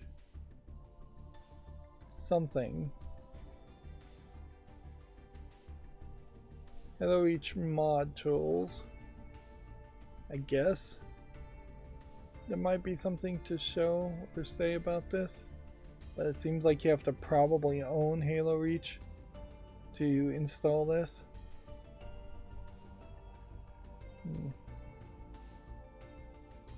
Probably fairly late to the party also, because I don't think Halo Reach is the most recent Halo game. I think Halo Infinite is the most recent Halo game.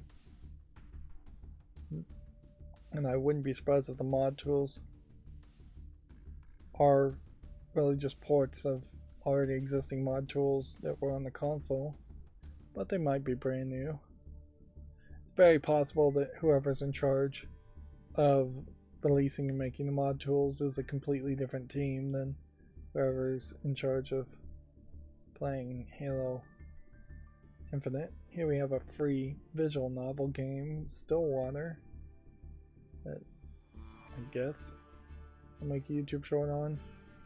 More and more I'm just trying to make as many of those as possible. And at a certain point I certainly could run into a level where I'm just so far ahead as far as YouTube shorts that it starts to make sense again to potentially double up and have 2 YouTube shorts. Although arguably it is also possible that YouTube shorts just fail miserably and all of a sudden YouTube doesn't care about them and the algorithm doesn't care about them. And this one doesn't have a release date, so I'm not going to put this on the fall list. Mythos here does look pretty decent, or at least it has a chance of being decent. And I guess if I had YouTube shorts scheduled for like a year in advance, which would be showing off some fairly old games at that point, then it became obvious that the YouTube algorithm didn't care about that, then I would have to reset and just go back to making pre-recorded footage for that time slot. It's Mozart Requiem. Mozart Requiem. Looks like it might be an interesting little point-and-click adventure. It says it's a puzzle platformer, but I don't see any evidence of that at all. It's kind of from a no-name publishers and developers, though, so it could be a lot of nothing. I guess we have a decent amount of games here.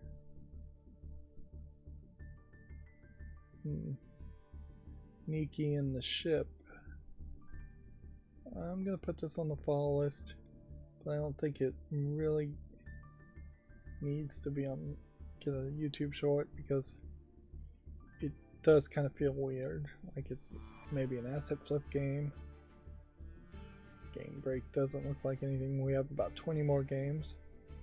Rome Defenders is a tower defense game. Still saying no to all of that. This Linked Mask, looking in the action and the trailer of it, looks fairly nicely animated. And so I do think, even if this is potentially a frustration platformer, it stands out enough to deserve a follow or a YouTube short, but it doesn't have a... well, it has a release date of tomorrow, so saying coming soon here is not good enough, I guess, by my new standards that I'm establishing right now. I can only really eliminate something, I guess, if it doesn't have a release date here or here.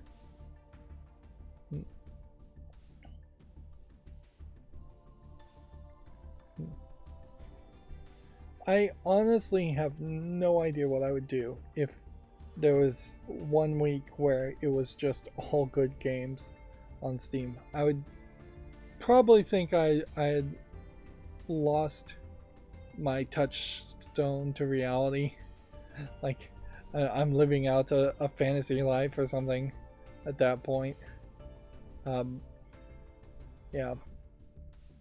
But if there was just like no grounding occasional game that was garbage, it would seem so bizarrely out of the norm. It could be believable, certainly, if there was way fewer games that actually came out in a week on Steam. If because then I could at least make a conspiracy thought in my head to say, well, obviously Valve has just started curating um, what it's allowing on its storefront, and because of that curation, that's why we're only seeing fairly good games.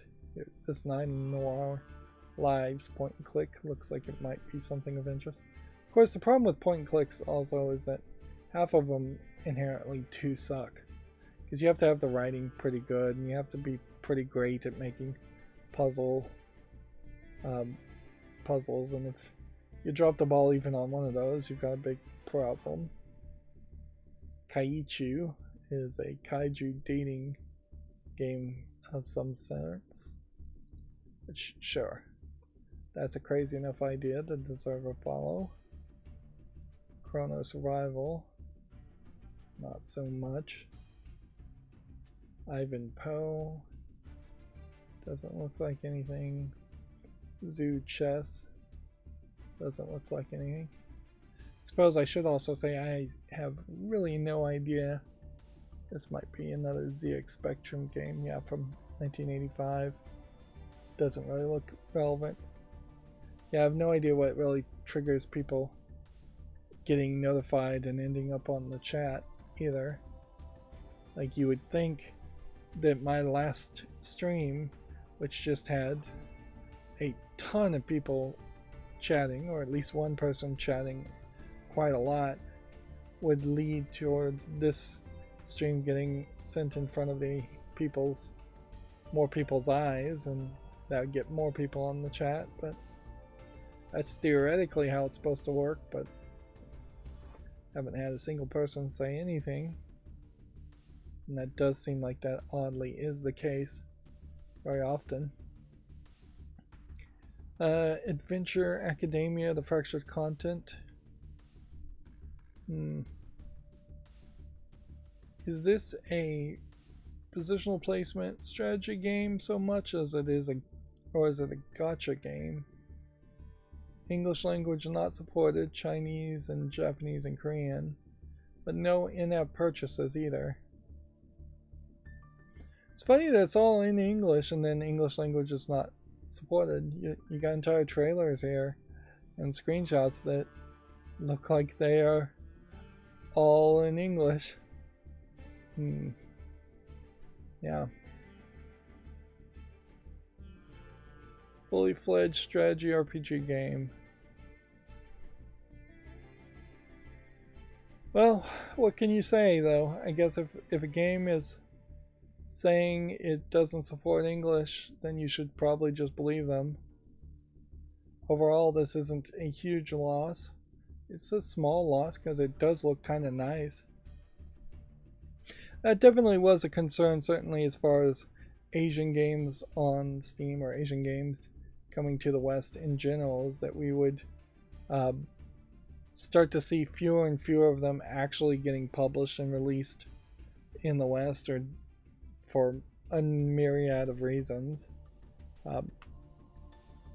But yeah, I could definitely see English patches existing, English translations existing, and them just not trying to sell it or publish it in the West because they don't want the pushback of the West for their anime games that people tend to hate on for no good reason.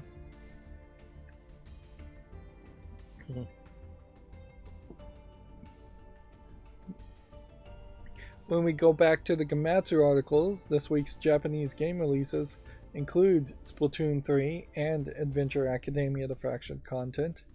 So it is a big game coming out on consoles, PS4 and Switch, in Asian versions. I just watched a YouTuber cover the whole Guilty Gear Bridget fiasco, I guess is what you might call it, where voice actors are saying that Bridget, who is biologically a male, is actually transgendered, and then localizations saying that she's always been a she, although he's always been a she, whatever. And just like actively pushing some selectivist kind of LGBTQ plus agenda to put a label on Bridget as a character, when there's apparently, and I don't know for certain, but if this YouTuber is to believe, 20 plus years of storyline and explanation as to like Bridget being born a twin male, and then in a village, and then there being a myth / rumor that twin males bring destruction, so they then raised Bridget as a girl, cross-dressing or forcing him into pretending to be a female, and then him coming from that and being an adult who is now just comfortable and normalized in wearing female clothing and looking effeminate, that is just who Bridget is, but still not really being a transgendered person that feels like a female in any way, and being more like a cross-dresser that's cross-dressing for personal reasons instead of maybe like a transsexual that's cross-dressing specifically for sexual reasons. But yeah, not at least that's how I seem to have pulled the story down, and that inherently, as an outsider looking in, is what's concerning to me as somebody who wants to support art in any way, is that you don't want Western artists or voice actors or localizers just whole cloth making things up and saying things that are completely against what is said in the Japanese versions of the story, just so they can push a narrative in the story that was not there originally. It would be a completely different story, certainly, if the creator of Bridget, or the Japanese company, the actual makers of the game, said, no, we're going in this direction, we're retconning things, we're saying this is the way it was always, but that's not the case.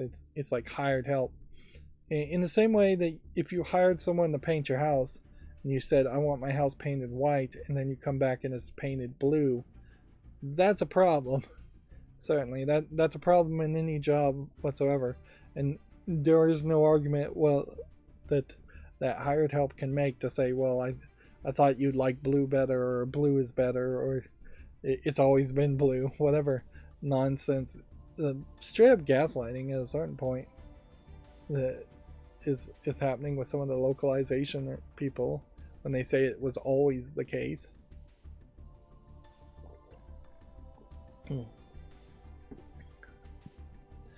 Sniper Rangers on the chat saying hello. Moving on, the Atelier series 25th anniversary trailer is seemingly teasing a new title, which almost certainly they would be teasing a new title. Look at just how many different characters from different titles the Atelier series has gone. If anything, this isn't a terrible image to use in what I've been looking for. Wish there was a way to zoom in more on this, but not really. But I've been looking for some iconic, probably anime-based characters to use as references because when you look at like this animation here, that probably is a late 70s or even mid 70s animation style that would have been in the style then for the Atelier series. This might have been an early 80s animation style here as far as these characters go. But yeah, a lot of these are in a specific style that is slightly older. And then the most recent characters, I think, are these two, and you can see there's a little bit more color and a little bit more focus. But even in this, I would say Atlier's animation style is fairly consistent. I wouldn't really classify any of these characters as being in the Moe anime style. None of these characters are obviously in the chibi animation style. But this is kind of what I'm looking for, where I'd like to have a montage of some sort that I could put to point down here at the bottom of the screen and go, yes, this game looks more like the 70s anime style, the Moe anime style, or the comic book of the 90s animation style, to use as visual references. But yeah, Atelier as a series has been going strong and very successful in Japan for a long time, and with the most recent ones that started to gain some major success even in the West, so they obviously should continue pushing further down that direction of making as much content as they can, as long as it's good. Yeah, 97.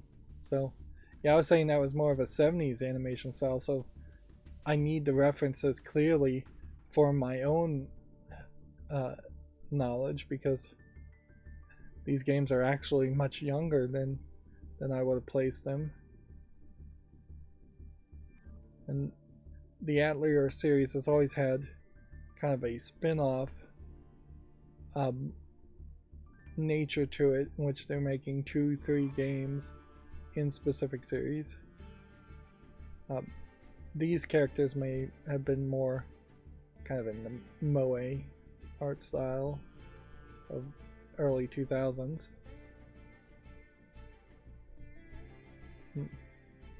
There is also, I think, a point as far as animation styles to say they've managed to stay fairly consistent over the years, unlike comic books, where in the 60s comic books were using entirely different printing strategies and entirely different types of inks and colors. So a 1960s comic book in the West is nothing compared to like a 2000 comic book compared to a 2020 comic book. The fact that they're physically getting printed has led to, I think, more evolution of that art style, whereas for the most part it has been just kind of a limitation of the color palettes. Like what you could put on a VHS was probably a little bit duller than what you could put on a DVD, but not by that much, and what you can put on a Blu-ray is pretty much the same color palette as what you can put on a DVD. So it's not until we get to like high definite HDR, high dynamic range anime, which who knows if that'll ever actually happen, that you'd see significant increases in brightness and color palettes. But over the years they did get more colorful, I think, because of digital inking, which at some point that obviously became the norm in animation styles, where they were using a lot more colors and doing it faster. And the higher resolution technology certainly led to more detailed imagery, which led to more complicated images. The Atelier Ryza series here led to 3D modeling, and 3D modeling I imagine makes a lot of animation a lot easier.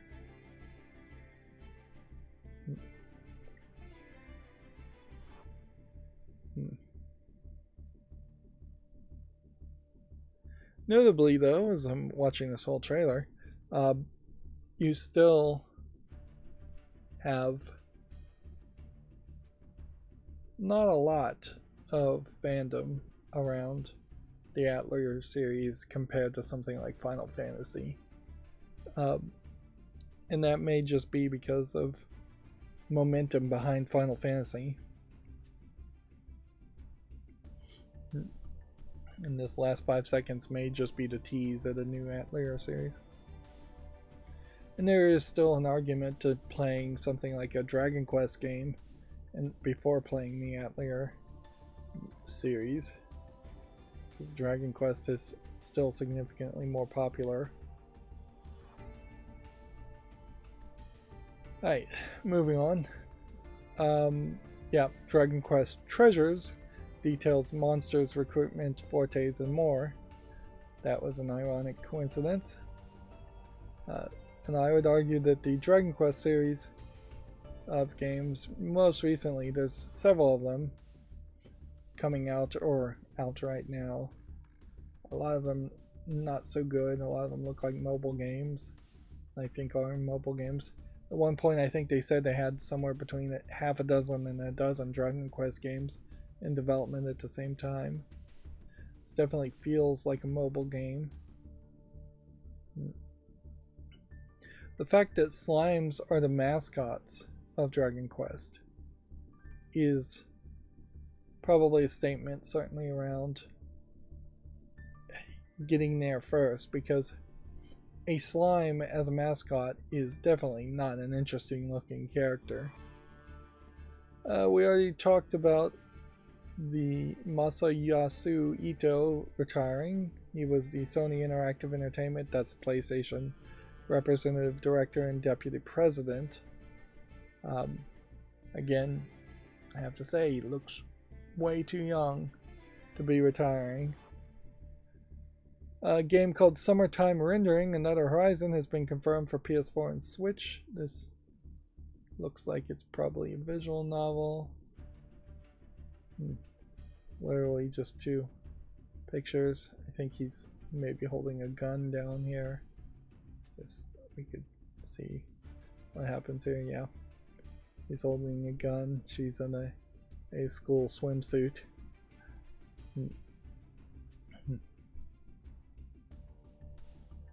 Xbox Game Pass, we already talked about, is adding Disney Dreamlight Valley and You Suck at Parking and Metal Hellsinger in September, plus several other games. Super Pets, Opus Magnum, Despot's Game, Trains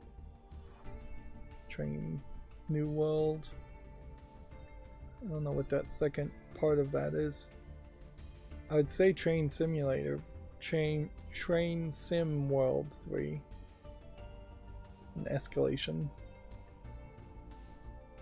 See, Gundam Evolution launches September 21st for PC and November 30th for PS5 and 4 and the Xbox Series and 1. About 5 more Gematsu articles. The side-scrolling action platformer Lucid for the PS5, Xbox Series, PS4, Xbox One, Switch, and PC, I guess, has been announced. This is an interesting cast of characters, and it does have a very harsh, like shadowing, shading art style to it. Wow. I doubt this would be an art style people would really start using a lot of, but it definitely stands out. It makes characters really pop from the background. Unfortunately, the background looks pretty bad in that case, and this character seems to be lit from this direction, and yet it's just complete darkness from this direction and shadow from the other direction here. So it kind of feels like this character should be in a completely different scene. And then this character is also lit from this direction. talking a lot about art style today. And that one thumbnail doesn't really mean anything because when we look at the actual screenshots of the game, it is a zoomed out, more pixely platforming game. Firewall Ultra has been announced for the PlayStation VR 2. It's a sequel to set 5 years after Firewall Zero Hour. I haven't heard of either of these games. Some kind of VR game around hacking, I would imagine.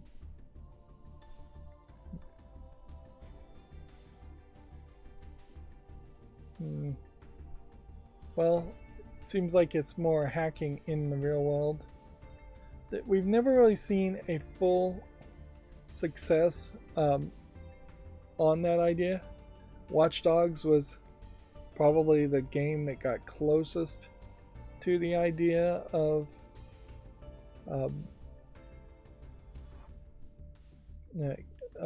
walking around the world and interacting with a connected world and hacking it, but Watch Dogs 2 and Watch Dogs 1 didn't really catch a lot of people's attention.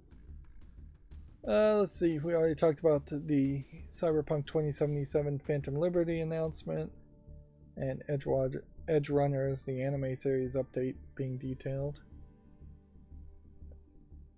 Speaking of streaming videos, I was watching one streaming series on, I think, Hulu, and there was something about Hulu that, like, if you watch it, it doesn't automatically show back up on your you watch this or continue watching this, when some shows that you've seen all the episodes do stay up, or they literally took down the series.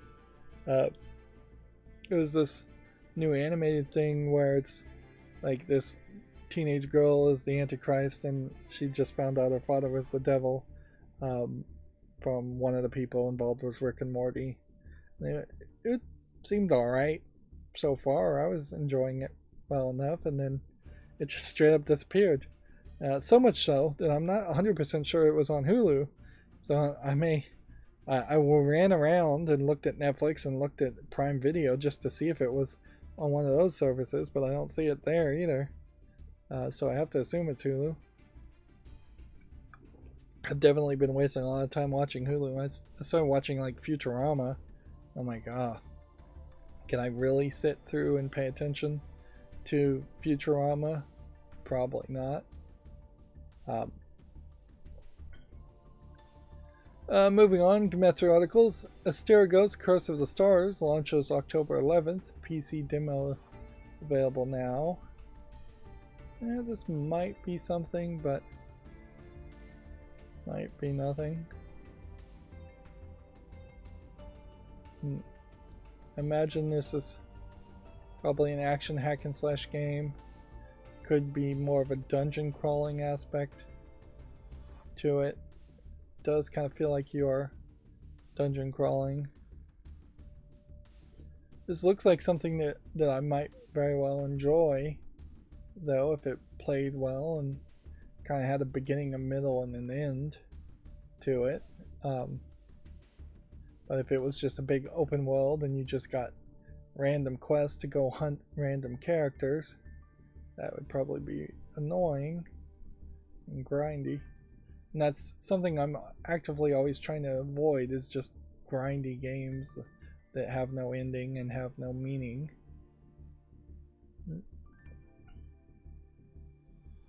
And in a funny way, I don't know if I would really hate if they rebooted the Tomb Raider series and it was like this.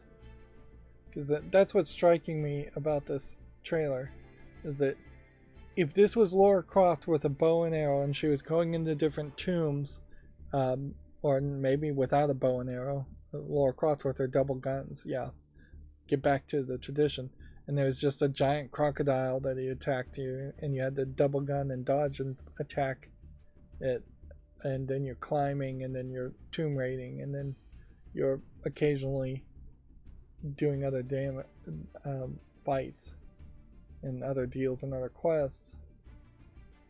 Yeah.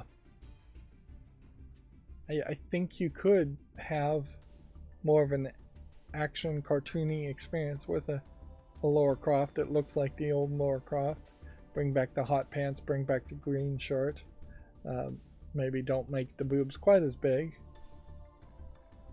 But yeah, get away from the seriousness or the overly seriousness that we've seen with the reboot of Lara Croft. Yeah, I think I could enjoy that. In the same way that I think I could potentially enjoy this game, even though it isn't based on Lara Croft. But notably, she is fighting monsters and animals a lot more instead of fighting humans and stealth hunting humans with bows and arrows like the reboot Tomb Raider series. I'm probably rambling at this point, so let's move on. Success Corporation and studio Seizen Sin has announced a naval tower offensive game called Buccaneer for PS4 and Switch. It's anime girls, as is usually the norm here, and somewhat anthropomorphic cats, which is a slightly different twist.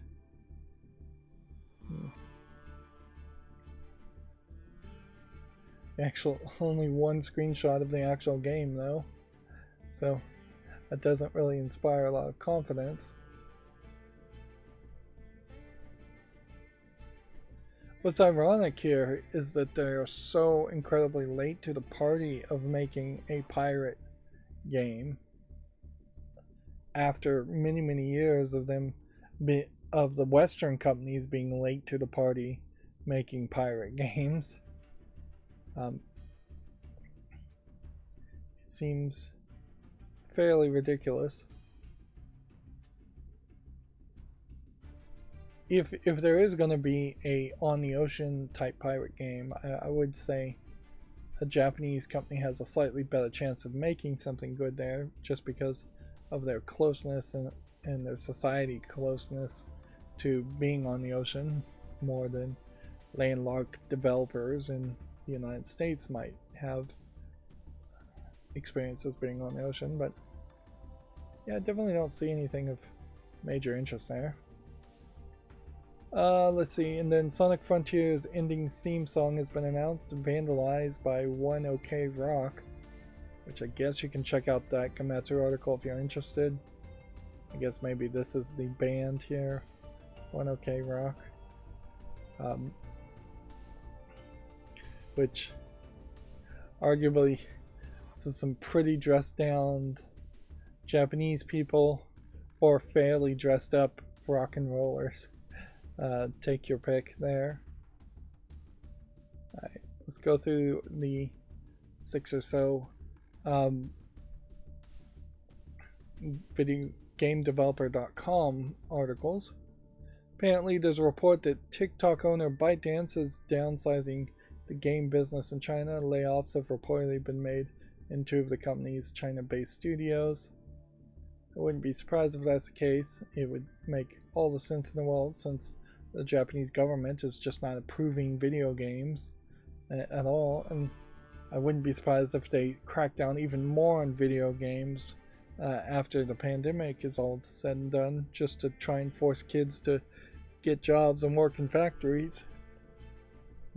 Although honestly, I wouldn't be surprised if we find out someday that half of the countries around the world have significantly lied about their casualties and hidden it, and that we are secretly claiming that there are 7 billion humans on the planet when we are actually closer to 4 or 5 billion people on the planet. There needs to be, and this is a political opinion that's probably not well informed, but I'd imagine there needs to be a certain level of peace accord talks in which we all agree that countries agree that it is not a threat to their own country to have a declining population, And probably that would be bringing the way that would be agreed and made so that a declining birth rate wouldn't be a threat to your governance and your governments, would be to take in more immigrants, which people move around a lot more than countries like, and that's a hard decision in general. Like a certain system where overpopulated countries like Brazil, which I imagine Brazil is fairly overpopulated, were sending off children or sending off military age males to be in military units for declining population countries like Japan. That would be a hard system to agree upon. I can imagine it would be easier to agree upon it, at least for corrupt governors, presidents and such, to agree upon, to just secretly kill off people in Brazil to balance the numbers for the declining population in Japan. But usually that's done through the process of war. And arguably, it's not as big of a threat to people's populations or people's security, political security, to have a declining population, because one-on-one combat is not likely going to make a big deal for a lot of countries that have nuclear bombs and such. If we did start bombing each other, having one more military man in a army is not going to make a big difference.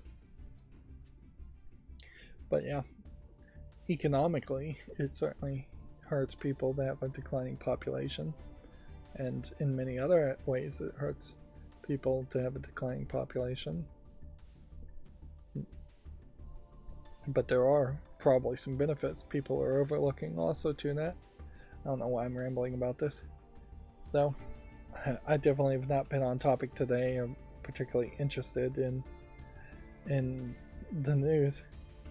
Let's see, moving on. GameDeveloper.com says Virtuos expands with opening of its first full-service studio in North America. Virtuos says Caliphate, I assume that's that word, Caliphate, will cover all aspects of game production. Caliphate is a probably bad word to name your company. Caliphate, a virtuous studio.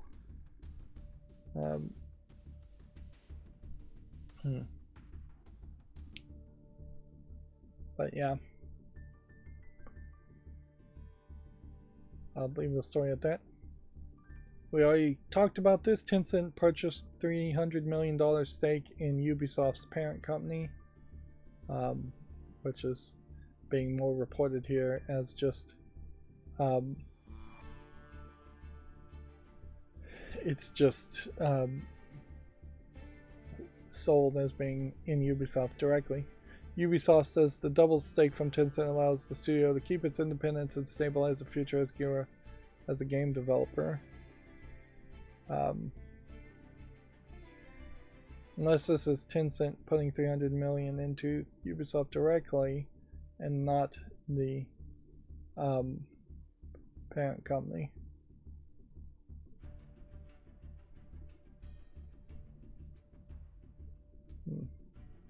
Apparently there's more than 2 Gilmo brothers. There's 5 of them. Interesting. Didn't realize that. I thought it was just 2. Must be thinking of Rockstar. I think there was 2 brothers that owned Rockstar. Let's see. CD Projekt Red leaves last-gen consoles behind with Cyberpunk 2077's first expansion, which I guess ironically Cyberpunk 2077 may have been the first major game for the new-gen consoles, and it is now the first to not have backwards compatibility, which is not a big deal I think for very many people, because I doubt too many people even really care. about Cyberpunk's expansion. Sony Interactive Entertainment has donated $3 million to the USC's game program. That would be the University of South California, right? Yeah, Southern California. Which, arguably, this is something that only a Sony of California would have done, whereas Sony of Japan, if they were going to donate money to a games program, it almost certainly would have been more spread out than a single California college, or it would have been a Japanese college that they would have donated money to. And corruption is the key, I would say, as far as the way business is done in the United States. So I wouldn't be surprised if USC is the college that somebody of Sony of California who is in charge went to, or if USC is going to fairly quickly end up giving a honorary doctorate to somebody high up the ladder at Sony. And so they've just spent $3 million to give themselves an honorary doctorate. I wouldn't be surprised one bit. And then also, if you get into the nitty gritty here, it will go towards the program's Gerald A. Lawson Fund, which will support undergraduate Black and Indigenous studios studying game development and design, which I can't imagine there are too many poor Black and Indigenous students that are going to USC, because it's just so incredibly expensive to be in California in the first place. I mean, theoretically, I guess if they were on a scholarship and they came in and they're living in the dorms, then they could be poor, but I almost certainly would expect that these are kids of fairly rich people, and we could suspect that at least one of them probably lying about how much of the Black or Indigenous experience they really have lived in any way that would have actually hurt their chances of being in the game industry. I mean, we can just speculate that, or we can not speculate that. Take your pick.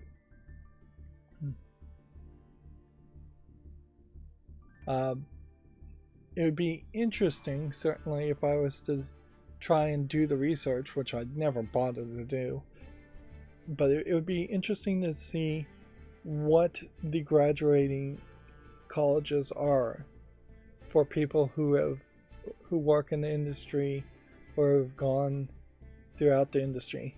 Like if I was running Giant Bomb, for instance, like very interesting type of project to hand to some new reporter, saying, I want you to call everybody at every single video game company, email them, and ask them to fill out a survey as far as what colleges they went to, and or scrape through LinkedIn listings to see what colleges they went through, and then try and get a general sense or understanding of who went to what colleges, and did those college degrees in any way seem to help the careers of players.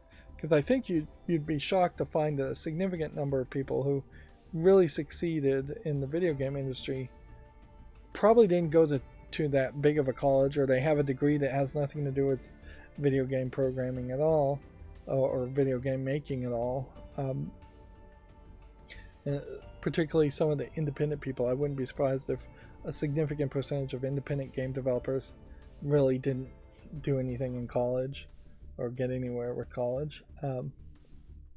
And if you could point to, even as a video game journalist, that one industry to say, look, college degrees are useless, so video game companies shouldn't require that, and they shouldn't really focus on internships in any way, because kids should not be going to college to be video game developers. They should just be learning to program in high school or on their own.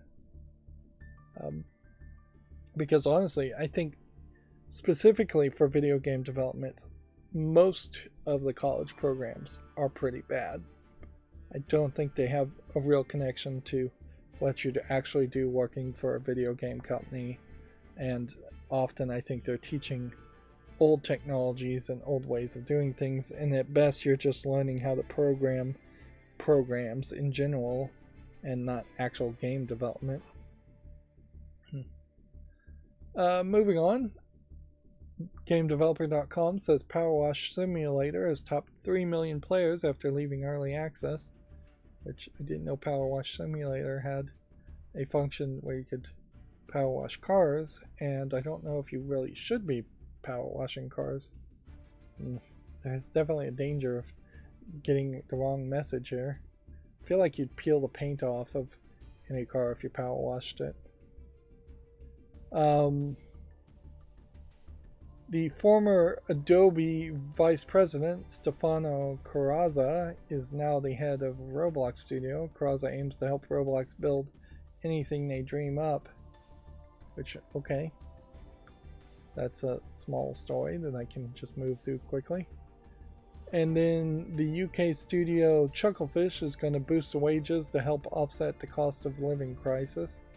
Which, the cost of living crisis in the UK, I don't know if that is solely surging energy prices. Nope, it's also rising inflation, bumper food bills, and stagnating pay. Inherently, the UK seems to have really been screwed over by bad leadership, and almost certainly some of that has to do with Brexit. And I don't think too many people are at this point happy one way or the other as far as Brexit.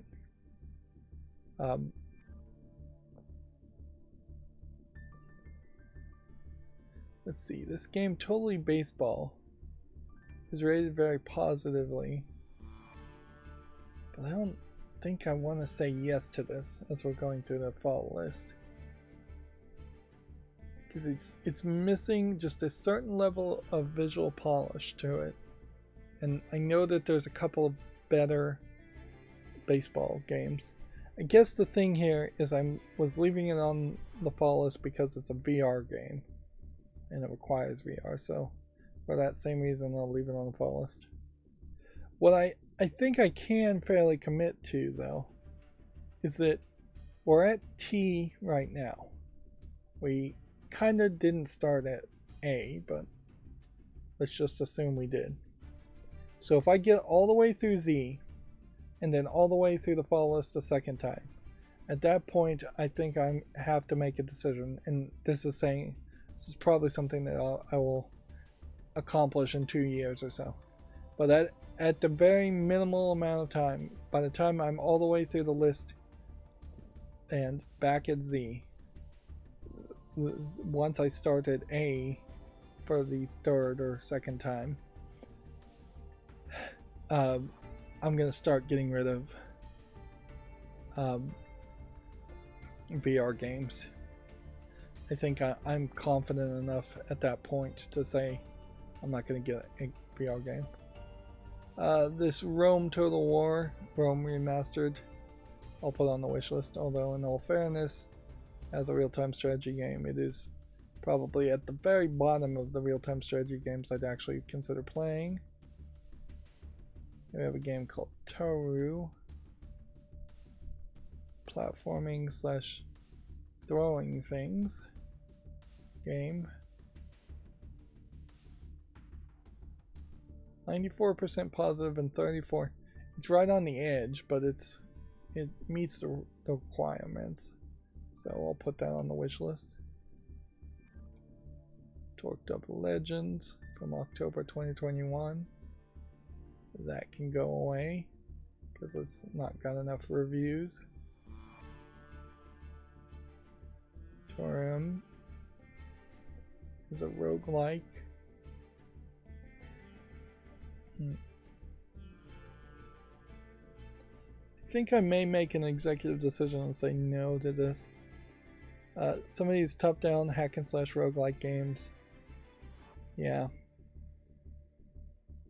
I think I kind of get enough of this gameplay style playing more Zelda-like games and games that aren't just going to be exclusively roguelikes.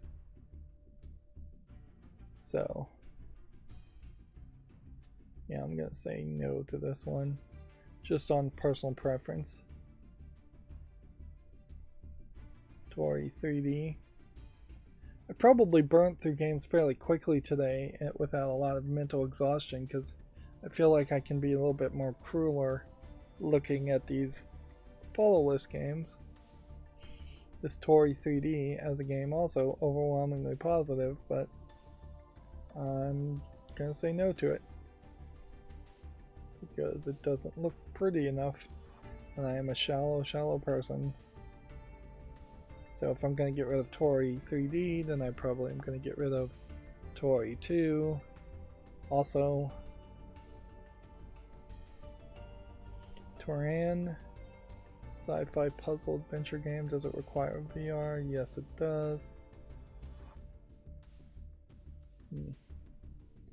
Yep, I'll leave that on the follow list. Totinis. Looks like it could have been something, but it is just not relevant, so it doesn't look that good to make an exception. Tool Boy. It's not relevant, so we'll get rid of that. And then 2D and Top D is a half 3D, half 2D experience that's rated very positively. I remember seeing this, which is shocking in itself that I would remember any game from 2021, but it does have a fairly unique concept. There may not be a ton of puzzles here, though. That was the last follow list game, so let me go through my Twitter feed and just see if there's any new news, and then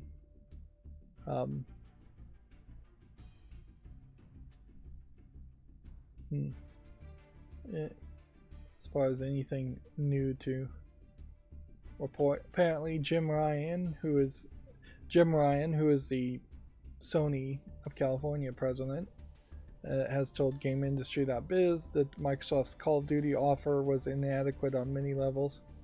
Microsoft apparently offered to keep Call of Duty on PlayStation for 3 more years beyond the current agreement, which at a certain level it probably does just behoove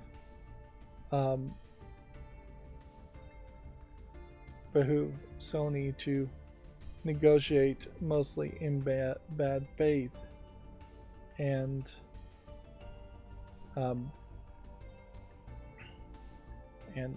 then complain about it later, unless they can get a really big deal. The iPhone 14 has been revealed. I don't think there's anything major about video games around that, though.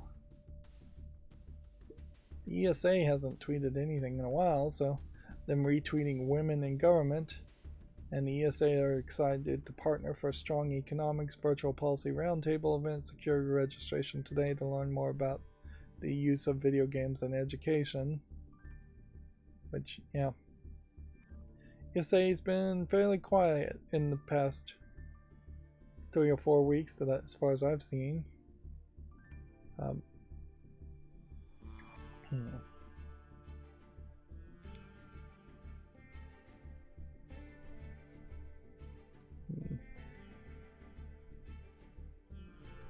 Just scrolling down to see if there's anything else worth mentioning. They're still trying to promote the Gotham Knights game. Let's see. CD Projekt expects its new Witcher saga to consist of more than one game, which is basically saying nothing at all. But if we, I guess, look at the picture here, we can see that there is a kind of dog-wolf-like chain that's a focus here, and snow that's a focus here, and glowing eyes that's a focus, which it's not telling a lot, but it tells us a little.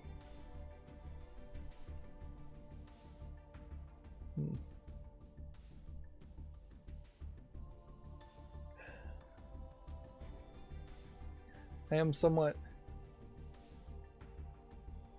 at a loss as far as just what I think I'll do late for the rest of today.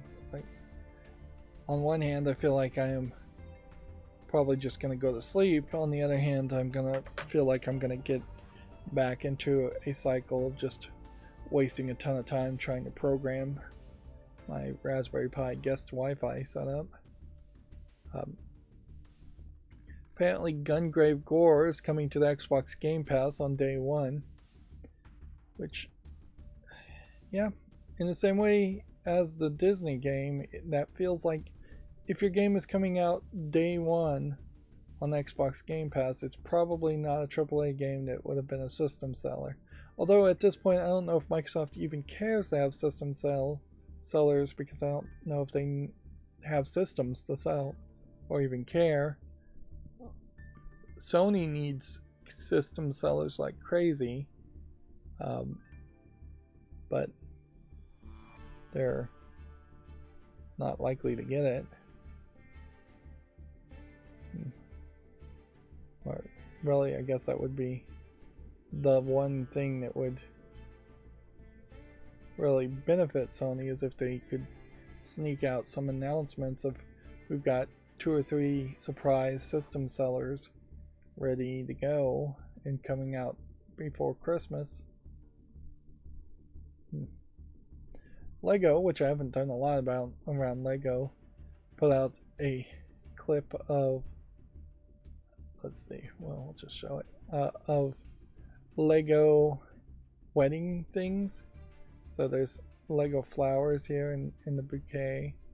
So I'm just going to play the rest of it. Yeah. And then a Lego bow tie and Lego cufflinks, and just like a lot of wedding things, kind of for not a good reason. I guess they were just desperate to make content. Like, kids really are not going to be welcome making Lego elements for a regular wedding. That you'd have to have a very specific Lego themed wedding. And this short actually is missing some of the builds that I saw otherwise, because there was a point here where there was like a cake topper with two women made out of Lego, and they seem to have clipped that part out. But yeah, Lego's fairly expensive, certainly, and I could see if both parties involved in the wedding, or all parties involved in the wedding, were into Lego, they might have a Lego themed wedding. But just doesn't feel like it's Lego's place to highlight or encourage that, when Lego had been previously just trying to encourage play and creative design in general amongst young kids, particularly young kids, and the Lego Friends was an effort particularly amongst young girls, and you're kind of jumping all over the place now, focusing more on the adult fans of Lego, which there's really no reason to advertise to the adult fans of Lego. And perhaps that's an assumption that adult fans of Lego are having a lot of weddings. At a certain level, it's not smart to have themed weddings anyways. You should come to a wedding treating it seriously and with a level of respect if you're doing it in a church, church is going to want that. The clergy is going to want that. The family and friends are going to want that.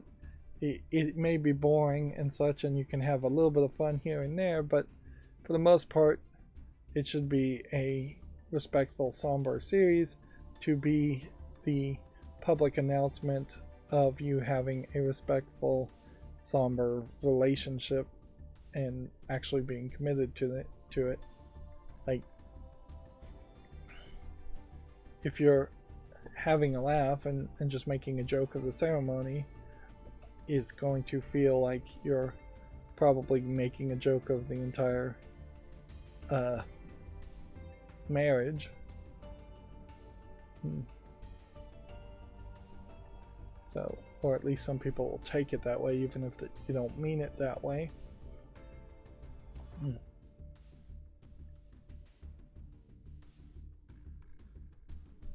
Apparently, the iPhone 14 has a notch. Dynamic island, the notch can show different notification alerts. So I guess the general idea is that the notch will just always be there. It's not the fancy screen that can go clear. Which honestly, I feel like Steve Jobs would have never allowed a notch to mess with their design in such a way. But then they're going to, like, visually have a notification bar that's black at the top always, and then they'll make it bigger in some instances. Here you can see a white version of the notch, and that looks pretty awful, and even on a full background. Yeah, I think the notches are pretty bad even when they're just round circles, and my new phone has that, certainly. But yeah, it's nowhere as bad as that looks.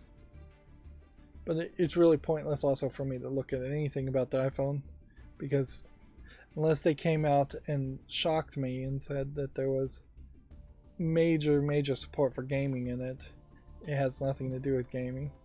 The iPhone did recently overtake Android phones in the United States, which I'm a little surprised that wasn't the case always, and we aren't hearing the opposite story, that Android at some point overtook iPhones. But yeah, I do think at least 50% of the population, or a little bit more than that, use iPhones, and for what little they use their phones for, they're happy enough with that, and there are cheap used and old iPhones around enough where it makes sense that more people would have them. I personally still would hate being locked into the iPhone walled garden, but I can see why other people would enjoy that and hope for promises, probably false promises, of a problem-free, streamlined experience. I could see a lot of people also just not using phones for much of anything, or computers for much of anything. We may very well see fewer and fewer people that are all into the internet and computers as much as the 90s once said it was going to be. Back in the 90s and 80s, they were saying everybody was going to have computers and everything was going to be done with computers, and while everything is, it becomes less common and less obvious. I've noticed in my own emails, I'm getting fewer and fewer emails, even spam, these days, and I have less and less to say, or less and less people to interact with. Anyways, that's going to be it for this stream. As always, I ask you to like, share, subscribe, comment, and watch every second of my videos. If you want a friend to follow me on any social media sites, there's a whole bunch of links down below. And if you want to support me further, there's a link to Patreon, or you can friend me on Steam and get me a game off my wishlist. Thank you for watching. Have a good evening.